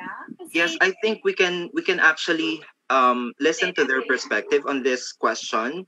How do you interact? Can we hear as well from Mr. Magallanes and Ms. Matedios? What are some of the tips that you can actually share to our learners who joined us today on how to maximize, the how to have some forms of communications, form of interactions, so that we can maximize our learning? Hello, sir. Hi, Gerard. So ay, wait, sorry. For a while lang po, ha? Sure po. Alright, sir. So can you please repeat the question? Yeah, because the question is like it's revolving around the idea na yung social interaction natin, yung communication with our peers, with our classmates is very important part of learning. So, Yes. We are actually interested to knowing your perspective on this. Paano kayo nakikipag-interact sa mga classmates nyo? And sa mga peers nyo para ma-maximize yung learning natin in this new normal. Alright, so first of all, sobrang agree ako dun sa question kanina. It's very important na yung peer learning sa atin, especially, di ba, we have different way of learning strategies. So, siguro for me, yung mga ways na ginagawa namin para magkaroon kami ng interaction towards with other classmates is nagkakaroon kami ng group chat. So, yung mga student na hindi masyadong malakas ang internet connection, so we can do and talk sa group chat. Then yung mga student din naman, ng mga friends namin na na may stable na internet connection, so nagkakaroon kami ng video call time to time. So to discuss the subjects, tapos minsan nag-debriefing kami kung ano yung emotions nila dito sa mga bagay-bagay. Kasi it's very important na at the end of the day, nagkakaroon tayo ng assessment sa subjects natin, sa scheduling na nangyayari. Kasi minsan, bombarded kami ng mga different homeworks, different quizzes. Tapos, at the end of the day, nagkakaroon kami ng time to manage it by talking to each other via Google Meet or video call. And minsan naman, yung mga nasa area lang naman ng Daraga at Legazpi, so nagkakaroon kami ng schedule na nagkikita-kita kami.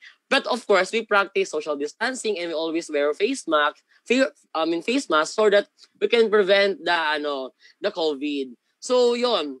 So, siguro advice ko sa kanila is you should keep in touch sa mga friends nyo, sa mga classmates nyo na tingin nyo makakatulong sa inyo, especially ngayon na iba yung way of studying natin. And, yon, as much as possible, we don't advise them to go out. Pero, if kailangan talaga, as long as you practice the protocols, so you can visit your classmates and pumunta kayo ng coffee shops para mag-talk ng mga bagay-bagay. Kasi importante sa atin na meron tayong nakakausap. Yes, Gerard. Thank you very much. Basta lang i-observe. Kung pupunta ng coffee shops, of course, we advise everyone to observe the health protocols advised by the government. Okay, thank you, Gerard, for that insight. We still got a number of interesting questions here. May I read the next one? From Miss Diana Rose Villamores. I think this is addressed to Ma'am Verge, I think. Sige po. Or we can also, our guest participants can also answer this question. It's the best choice to join this webinar. I love all the thoughts that were shared. But for the question, what might be the best option for those students like her who have a problem with a very noisy environment, since we have no rooms at home where I can spend time studying alone? Ayan. So, I feel you, Miss Diana Rose. Anong grade na kaya ito si Miss Diana Rose? Yeah, Miss Diana Rose, can you give us an idea kung anong grade level po tayo? Or college na po? College na po ba si Miss Diana Rose? Good morning po. So yes po, I'm in second year college po. Ayan. Values Education po. Okay. So, thank you, Miss Diana Rose, for that information. Bago pa tayo nag-COVID-19, Dati na tayong nag-aaral, di po ba? So, ang existence po ng COVID-19 natin is parang mag-1 year pa lang siya, mag-anniversary pa lang siya ngayong 9 na nagkaroon tayo ng lockdown dahil sa pandemic na ito. Yung existing po na study habits na ginagawa mo, kasi andyan ka na din naman sa situation na yan. Nararamdaman din kita kasi kami din, hindi din ako lumaki, hindi din ako nakapagtapos ng may sarili akong rooms, ganyan. Kasi nga, we are 7 in the family, tapos alam mo naman na mahirap ang buhay. So, kailangan ko talagang magpursige. Nakagraduate ako because of the scholarship, and then sama-sama kaming natutulog sa isa, wala akong gadgets, walang everything. Pero, ito lang ang masasabi ko, you stay focused. Kahit gaano pa kaingay ang nasa environment mo, nakasurvive ka ng mula grade 1 hanggang high school, natapos mo yung high school, and then you were able to be in college. Ano ba yung study habits mo doon na nag-work best for you sa kabila ng ganyang environment, sa kabila ng ganyang surroundings? So, kailangan mo lang i-timing. So, kailan ba sila natutulog? Kailan ba sila hindi masyadong nag-iingay? Doon ka papasok kung kailangan mo ng tahimik na environment. As to your online learning ngayon, so, siguro, yun nga yung mga suggestions kanina na pwede tayong humanap ng lugar na kung saan hindi tayo madidisturb at magkakaroon talaga tayo ng focus. So, hindi natin, kumbaga, pwedeng ma-compare yung experiences natin na mabuti kayo kasi ganyan. Di ba? Nakakapanghina yun at nakakawala yun talaga ng confidence. Sabi nga ng iba, yung pwede bang mawalan ka na ng gana kasi alam mong madaming kakulangan. So, let us try to think of the other ways. Tingnan natin yung focus natin. Iset natin yung mind natin. Huwag nating isipin yung mga kawalan. Sabi nga, let us try to be pessimistic. Kumbaga sa donut, huwag natin titingnan yung butas. Subukan nating tumingin sa tinapay. So, di ba, lahat naman tayo may mga hinaharap talagang mga hindi maganda sa buhay natin. Hanapin natin kung saan tayo kahit gaano kaliit na chance na pwede tayong matuto at pwede nating ma-develop ang magandang study habits, doon po tayo pumasok. So, yun po yung magiging suggestion ko kay Miss Diana. So kasi ako talaga personally, ngayon lang ako nagkaroon ng parang tahimik na lugar. So hindi pa nga masyadong matagal talaga. Kung kailan, kahit nag-start na po ako magtrabaho, gusto kong malaman ninyo na hindi po ganun katahimik ang lugar namin kasi dikit-dikit ang mga bahay dito sa amin. Pati nga po yung, kunyari, kalansing ng pinggan sa kapitbahay namin, hindi natinig talaga dito. So hindi po siya hadlang para maging successful ka. Hindi ko naman sinasabi na successful na talaga ako. Kaya lang, if you want something, di ba? Yun nga yung sinasabi natin, thinking, the power of mind. Kung ano yung gusto mong isipin, kung ano yung gusto mong maging, you work hard for it, and for sure you will be someday. So siguro hihingi din ako ng saklolo sa ating mga kasama para matulungan natin na ma-address itong tanong ni Miss Diana. So sino po ang pwedeng mag-help, sir? Sir Carlo, pwede po ba? Ako naman, sabi ko, I want, yung problem ni Diana is she cannot do yung pag-aaral niya because hindi conducive environment, wala siyang sariling yung safe place where she can concentrate. But I know yung sabi ko nga, like I said, kami yung chess player, sige rin talaga ang aral namin, but there were players na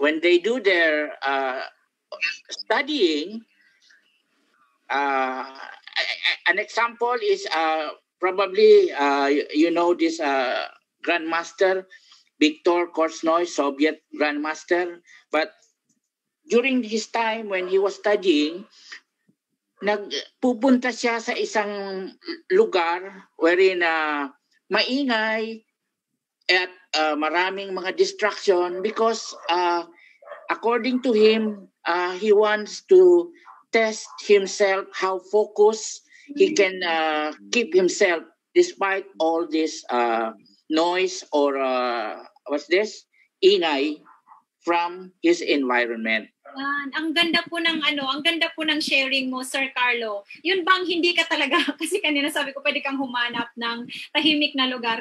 Parang ang suggestion ni Ma'am Tess, sabi niya, find a quiet time at home, schedule the study time during those times. Pero po itong sinabi ni Sir Carlo, yun bang maingay siya, so be it, maingay siya, ano yung gagawin mo? You try to help yourself kung paano ka makaka-focus. Yun bang, paano ka ba mag-stand out sa kabila ng ingay na yon? So, correct. Thank you for that, Sir Carlo. Yung linalabanan mo yung, yung test mo kasi some people cannot do because of the distraction or what. But on the other hand, there was this grandmaster that every time he study, he wants to do it in an environment wherein there are so many distractions. Yes. So that para bang yung matest mo talaga doon how focused you are despite all this. Yeah, that's it. So sabi mo nga kanina, we have different situation or ibig sabihin kung medyo mahirap ka, so whatever like that, and or wala kang gadget or yung mga ganun ba. But some people, ginagawa pa nila yon ng pinapalalo pa bang ina-aggravate yung situation, but still they overcome that problem. Thank you very much po.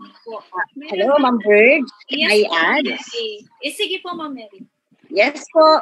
Yes po, I feel talaga sino nga yung estudyante na yon? Sabi niya, Values Ed, second year college from BU. Hi, Diana Rose. Siguro ito yung one of my suggestion, di ba? You're in second year college, so I think yung mga kapatid mo medyo maliliit pa sa'yo. Why not give them also, kumbaga, from 8 o'clock to 5 p.m., bigyan nyo sila ng time to study din. Sabihan mo yung mga kapatid mo, even though nasa bahay tayo, ito yung oras natin ng pagklase. Bigyan nyo sila ng area na kung saan sila mag-aaral. Sabihin mo sa mga kapatid mo, okay, from 8 o'clock, ito yung gagawin natin. So, supposed to be, tahimik tayo. And of course, sinihingi ko rin yung suporta ng parent ni Diana Rose na sana tulungan mo, Mami, si Diana Rose na gawin ito, i-implement sa bahay ninyo. Kung medyo may ingay yung mga kapatid, kausapin yung mga kapatid na ito yung oras ng pag-aaral nyo. Hindi kayo nasa classroom, pero yung bahay natin, gawin natin classroom. Ako yung teacher ninyo, your mother. So, kumbaga, bigyan natin sila ng time. Talagang medyo mahirap po talaga, members, mag-aral na maingay yung iba. Hindi ka makaka-focus. Kahit sabihin natin, pilitin natin, pero iba po talaga. So, why not gawin po natin yon? I remember Ma'am Barameda told me that kasi one time yung anak ko nag-online and yung mga cousin niya nandun sa labas nagbabike, nag-scooter. Talagang nadidistract yung anak ko. Even though maganda yung lesson ng teacher online, pero yung isip niya nandoon sa mga bata na naglalaro. So sabi ni Ma'am Ed, okay, bigyan mo ng time. Sabihin mo yung mga cousin nila, stop. Doon din kayo sa table na yon. Do something. Okay, yung module nila gawin nila. Kasi oras yun ng pagklase. So yun siguro, Diana Rose, ang i-advise ko sa'yo. Kasi ate ka naman nila, diba? So I think susundin ka naman. And with the help of your parents. Okay. Thank you, Ma'am Mary. And I think, Diana Rose, marami kang tips na nakuha from Ma'am Verge and our guest parents, Ma'am Mary and Sir Carlo. I think we need to move to the next question. From Ma'am Katore, the question is, what can parents do if they see that their child has poor or no study habits, or if the child seems disinterested in school? Ayan. So may parents tayo. I think the parents can answer. Yes, please. Paano kung poor yung study habits ng mga anak po natin, or kung hindi sila interested sa pag-attend ng classes? Okay, so Ma'am Bird, saktong-sakto, last Tuesday, sa guidance office, nandun ako, and one of our grade 8 advisor, Ma'am Mendez, dinala niya yung lola ng isang transfer natin from Kamsur. Kasi ang problema, inano ko yung attention ng bata sa GC namin kasi no output since first grading. So, in-address ko yun, and then walang reply yung bata. And at the same time, in-approach ko din si Ma'am Mendez. And Then yun yung nalaman ko na medyo nagkakaproblema yung bata. So anong ginawa po namin sa kami last Tuesday? Sabi ko, anong problema ng bata? Yun, number 1 po talaga, walang interest. Number 1 po kasi hindi nila naiintindihan. Ano ba yung nangyayari? Ano ba itong hawak ko tong module? 'Di ba? Especially Ma'am Birds, math. Talagang hirap sila doon sa math. Okay, so gusto ko lang i-acknowledge, sir, sa amin sa DNHS with our talagang very supportive principal, Dr. Lourdes R. Bigkas. Nagkaroon po kami, sir, ng program, RBI, di ba, Ma'am Birds? So, sa radio-based po, yes, mayroon po kaming radio-based instruction sa Care 104.3, The Way FM po. Kumbaga, doon po nililan po sa bawat module. So ngayon pong second quarter, mga grade 8 teachers po yung nag-RBI. So, kumbaga matutulungan doon yung mga bata. So, balik tayo doon sa parent na pumunta sa akin. Sabi ko, Mami, anong problema? Number 1 po talagang problema, hindi naiintindihan. Pangalawa, distraction. Kasi nahihilig siya sa scooter daw. Yung scooter yun. So, anong ginawa ko? Sabi ko, okay, be back sa Tuesday, kakausapin ko yung bata.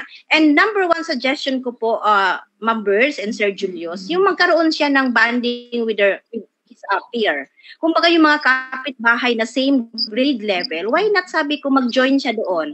Kumbaga, di ba? Kasi ang laki po talaga ng peer. Okay, mag-join siya doon sa group lesson nila, ano yung nahihirapan, hindi naman yung pagkopya eksakto. Kumbaga malaman lang yung slide. And then siguro doon makakaroon na ng kumbaga interest yung bata. So makikita ko yan by Tuesday kasi babalik yung mother kasama yung bata. So siguro makakaroon ng interest yung bata.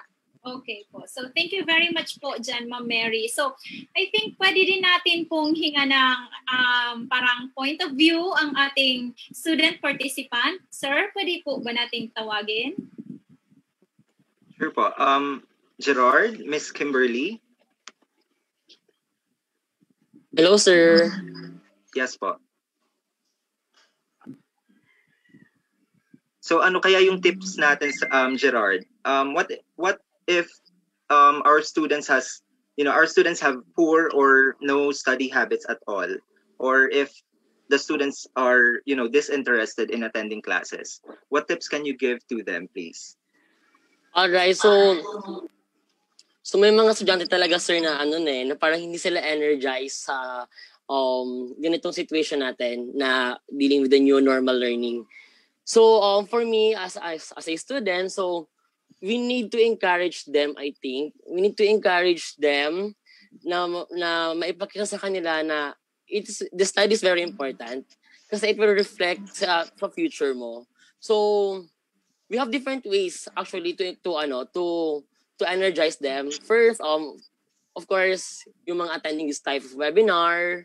Second is sa peers nila, yung friends nila, yung surroundings nila, yung family nila, they can encourage them to create a study habits. I mean, not necessarily na isahang bagsak, but to practice step by step, bigyan sila ng time and respect their way of studying and support them. So parang ganon. So siguro sa part namin as a teenager, as a student. So, we have a vital role na ma-encourage at ma-influence namin yung mga estudyante na magkaroon ng study habit, especially na medyo hindi talaga ganun kadali i-deal tong new learning system natin sa pag-aaral. So, sa mga parents naman, feeling ko you need to support your children, and of course, kailangan yung kilalanin sila. Kasi it's very important na kilala nyo yung mga anak nyo. I mean kami, sa feeling ko. Kasi doon magsisimula yung nila, yung interest nila at yung pagbalik ng interest nila. If kilala nila kung ano yung gusto ng bata. Kasi isa ako sa mga student na support ako dun sa mga hindi nyo kailangan force yung student kung hindi nila gusto yung ginagawa nila. So as much it is in need, pero kapag hindi sila masaya doon, hindi sila comfortable doon, so you try to support them to find the alternative learning na gusto nilang gawin sa sarili nila. So yun. Thank you. I think pwede din tayong makinig kay Kim. As a student din before po, nafe-feel ko din yung at times na disinterested ako sa school. Like sometimes kasi studying can take its toll din naman sa mental health mo. So parang nagiging disconnected ka. Pero pag dumating yung time na gano'n, for the students, you just have to keep reminding yourself, para saan ko ba to ginagawa? Like, bakit ko to ginagawa? Ba't kailangan kong mag-aral? Lagi mo lang i-remind sarili mo na may goals ka sa buhay. And then, from there, little step by step, gradually, i-motivate mo ng sarili mo na mag-start ulit na mag-aral. And as for the parents naman, kapag nakikita nyo na yung anak ninyo is parang yun nga, a little bit down or like disconnected or disinterested sa pag-aaral, just remind them na kaya nila yan, na you will support them, na para din to sa future mo. Yun po. Yes po. At this point, let me read some comments from our viewers. We have here a message from Sir Domingo Tuason III of Marshal Oranyola Memorial School. Good morning, Ms. Verge. Thank you for the very informative discussion. Super agree ako with what you shared. Guilty din ako sa ibang not so good study habits. Okay, thank you, Sir Tuason, for that. Another is we have a message from Ma'am Maan Hernandez Hosana. As a mother of 2 elementary grade at the same time a high school teacher, it's very difficult to manage my time. So what I do is I let them watch DepEd TV and other TV-based instruction to assist them in their module while I cannot attend to them. If I have time, I incorporate games and give incentives while studying their lessons. I gave them time to play and do household chores as part of their schedule every day to avoid boredom.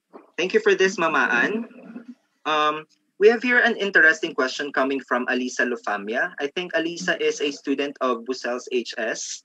Her question is, most of the students rely on the internet.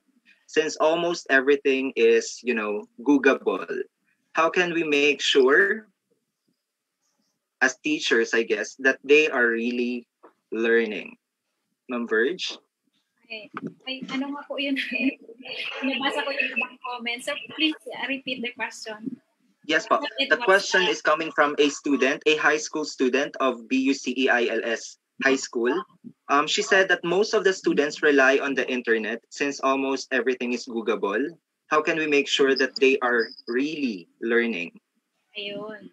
So, i-verify natin yung mga nasi-search natin. Yun nga, hindi natin alam kung yun bang mga binabasa natin ay talagang pwede sa atin or talagang dapat natin siyang matutunan. Yun nga yung sinabi ni Simons doon sa kanyang 7 study habits. Kailangan nating i-verify ang knowledge and kailangan nating basahin. We need to read not just any type of book, we need to read good books. Unang-una po is, titingnan po natin yung source.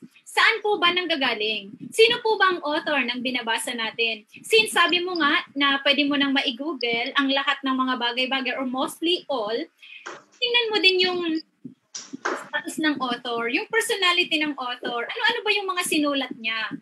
Saan mo ba yun pwedeng makuha?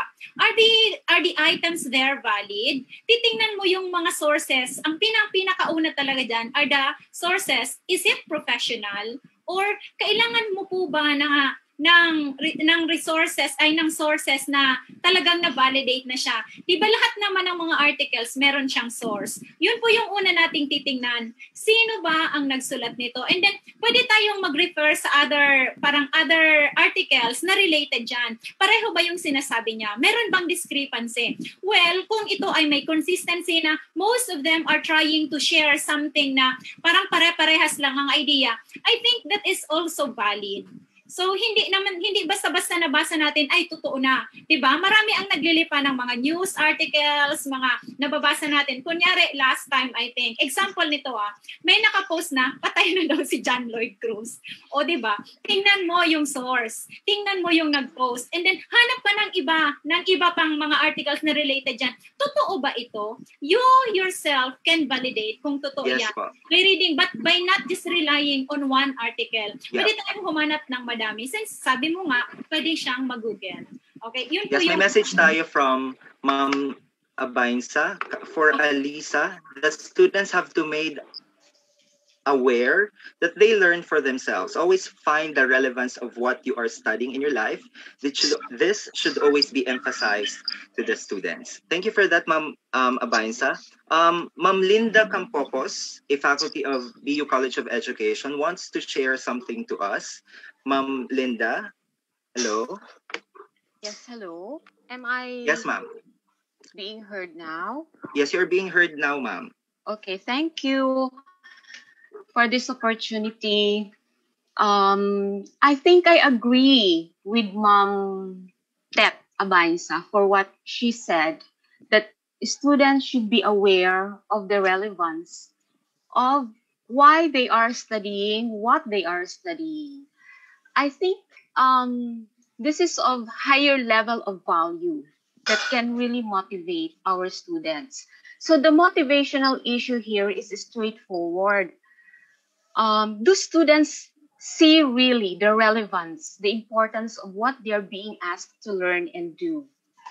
Teachers should at least, by multiple times and in multiple ways, make clear the importance, usefulness, and relevance of the content and associated activities. So instead of, instead of telling them the importance of the topic, why they have to study the topic, I think students should understand the value attached with what they are actually learning and where it will be applied in their future lives to keep them motivated. So, instead of teachers telling students the importance of each underlying topic, it would be beneficial if students are directed to find out through directed readings and experiential learning the relevance and future application of each topic. So, I think we should attach a higher value more on the things that, ano ba yung importansya ng topic na yon, hindi lang dun sa importansya ng topic, kundi ano yung magagawa ng topic na yun sa buhay nila to keep them motivated. So, that would be all. Yes, ma'am. Sir Thank you very Julius much, and Ma'am Ma'am Linda, Verge, for thank sharing. Thank you also, ma'am. Oh, parang We will now have our last, sorry. Yes, sorry for that. We will be having now our last question since we're approaching 11 o'clock now.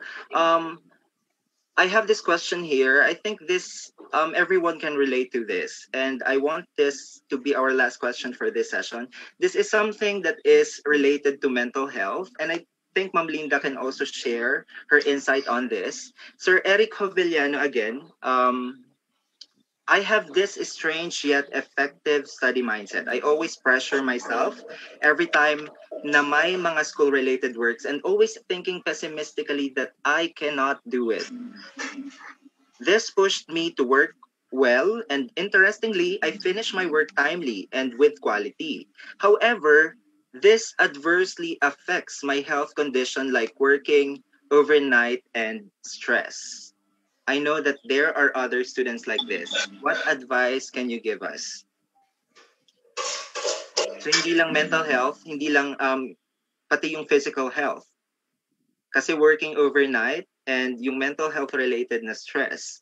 So he's asking, what advice can you give him po?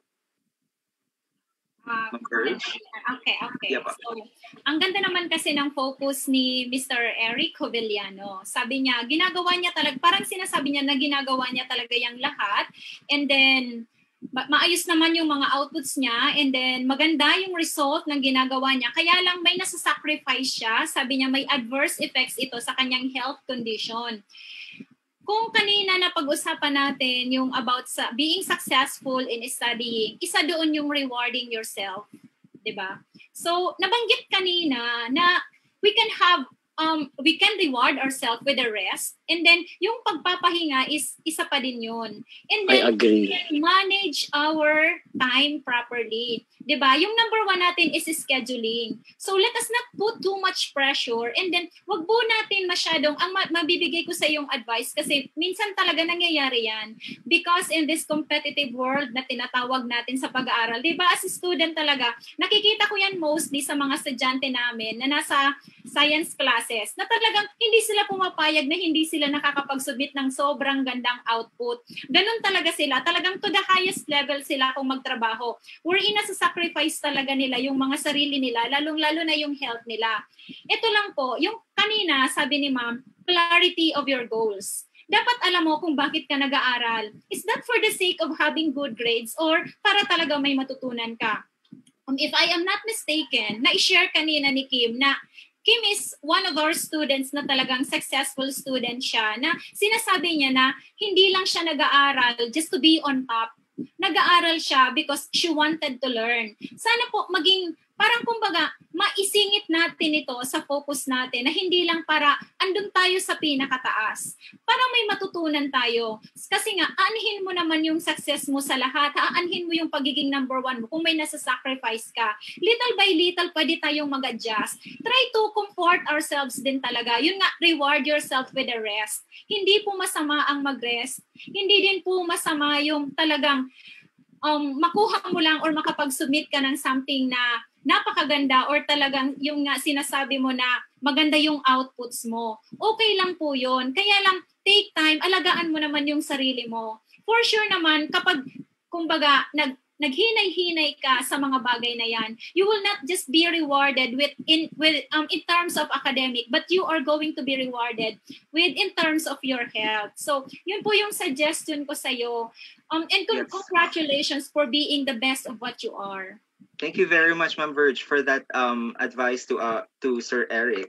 So as much as we want to entertain questions and hear insights from all our participants, unfortunately, we come now to the end of our webinar session for today. Let's proceed to the next part of this session. Again, we thank you all for your active participation, and the next part will be now the awarding of certificates to our resource person, guest participants, and our session participants. Allow me to read the citation, please.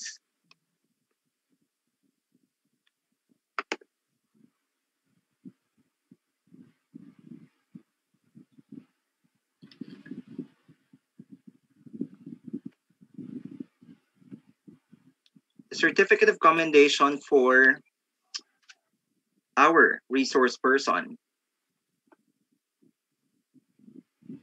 Bicol University College of Education, Daraga Albay, BU Extension Program Office awards this certificate of commendation to Maria Virgin A. Andes, Teacher 3, Daraga National High School, for sharing her professional and technical expertise as resource person for Session 2, Study Habits and Home-Based Learning, an enhancement program of the 4-part webinar series on home-based learning, held on January 28, 2021 from 9 a.m. to 11 a.m. via Zoom. Awarded this 28th day of January 2021 at Bicol University College of Education, Daraga Albay, Philippines. Signed, Lorna M. Minya, PhD, Dean, College of Education.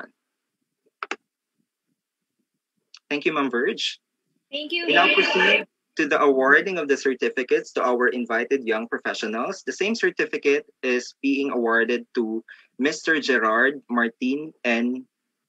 Magallanes. Thank you po. Thank you. Thank you, Gerard, for joining us. The Thank same you. certificate is being awarded as well to Miss Kimberly Matedios.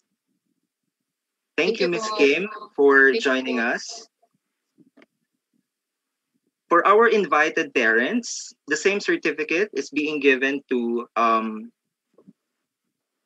Miss Marilyn I. Riamico. Thank you, Ma'am Marilyn, for joining us. And lastly, the same certificate is being awarded to Mr. Carlo Lorena. Thank you, sir, for Thank you. joining. Thank you. Salamat.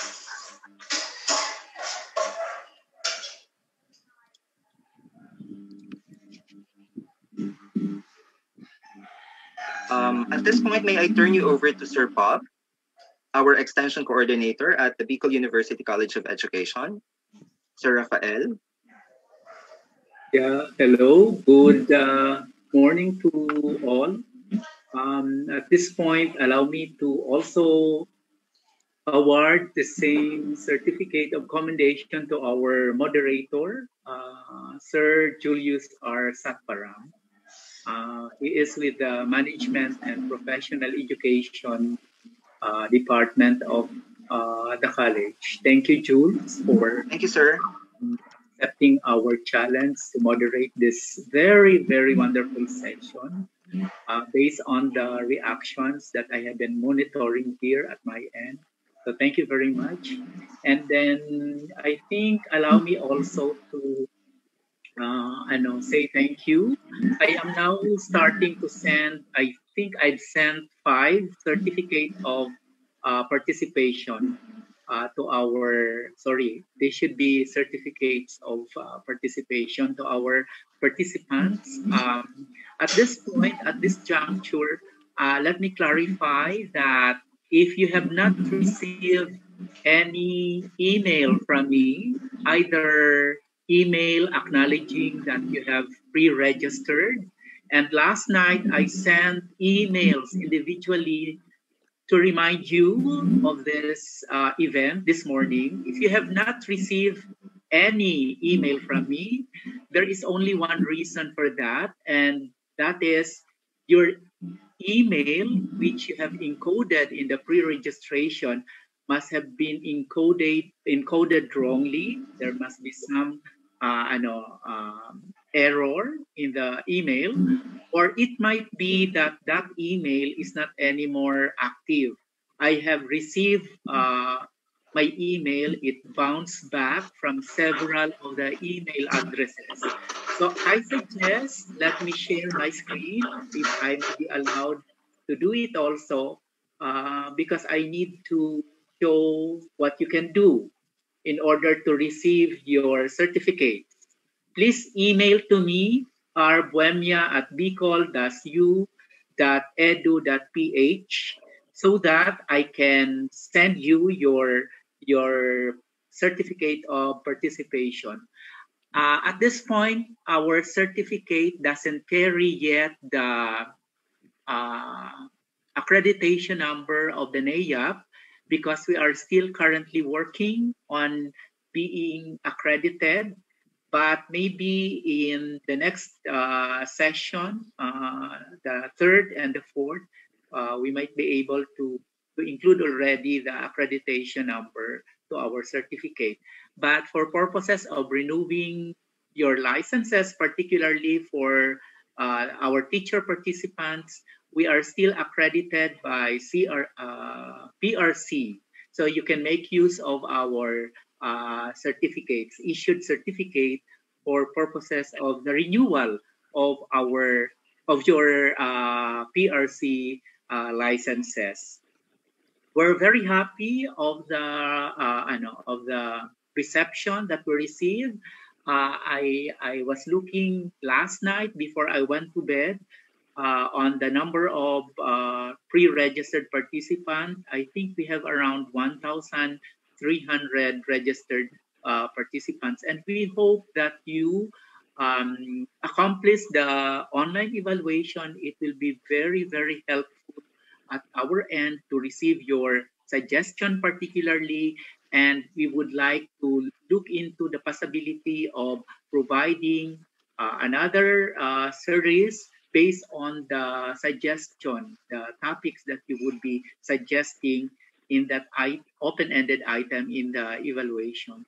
So on behalf of our college, Bicol University College of Education, together with the Bicol University Extension Management Division, I would like to personally extend my gratitude to all of you, particularly to our very able resource person in the Mom Verge, and to her invited guests, the two young professionals, Mr. Magallanes and Ma'am Kimberly, and to our two parents. One is a teacher herself, Ma'am Marlene, and then to our chess player parent. He is a professional chess player, Sir Carlo. Thank you very much and good day. Thank you very much, Sir Pop.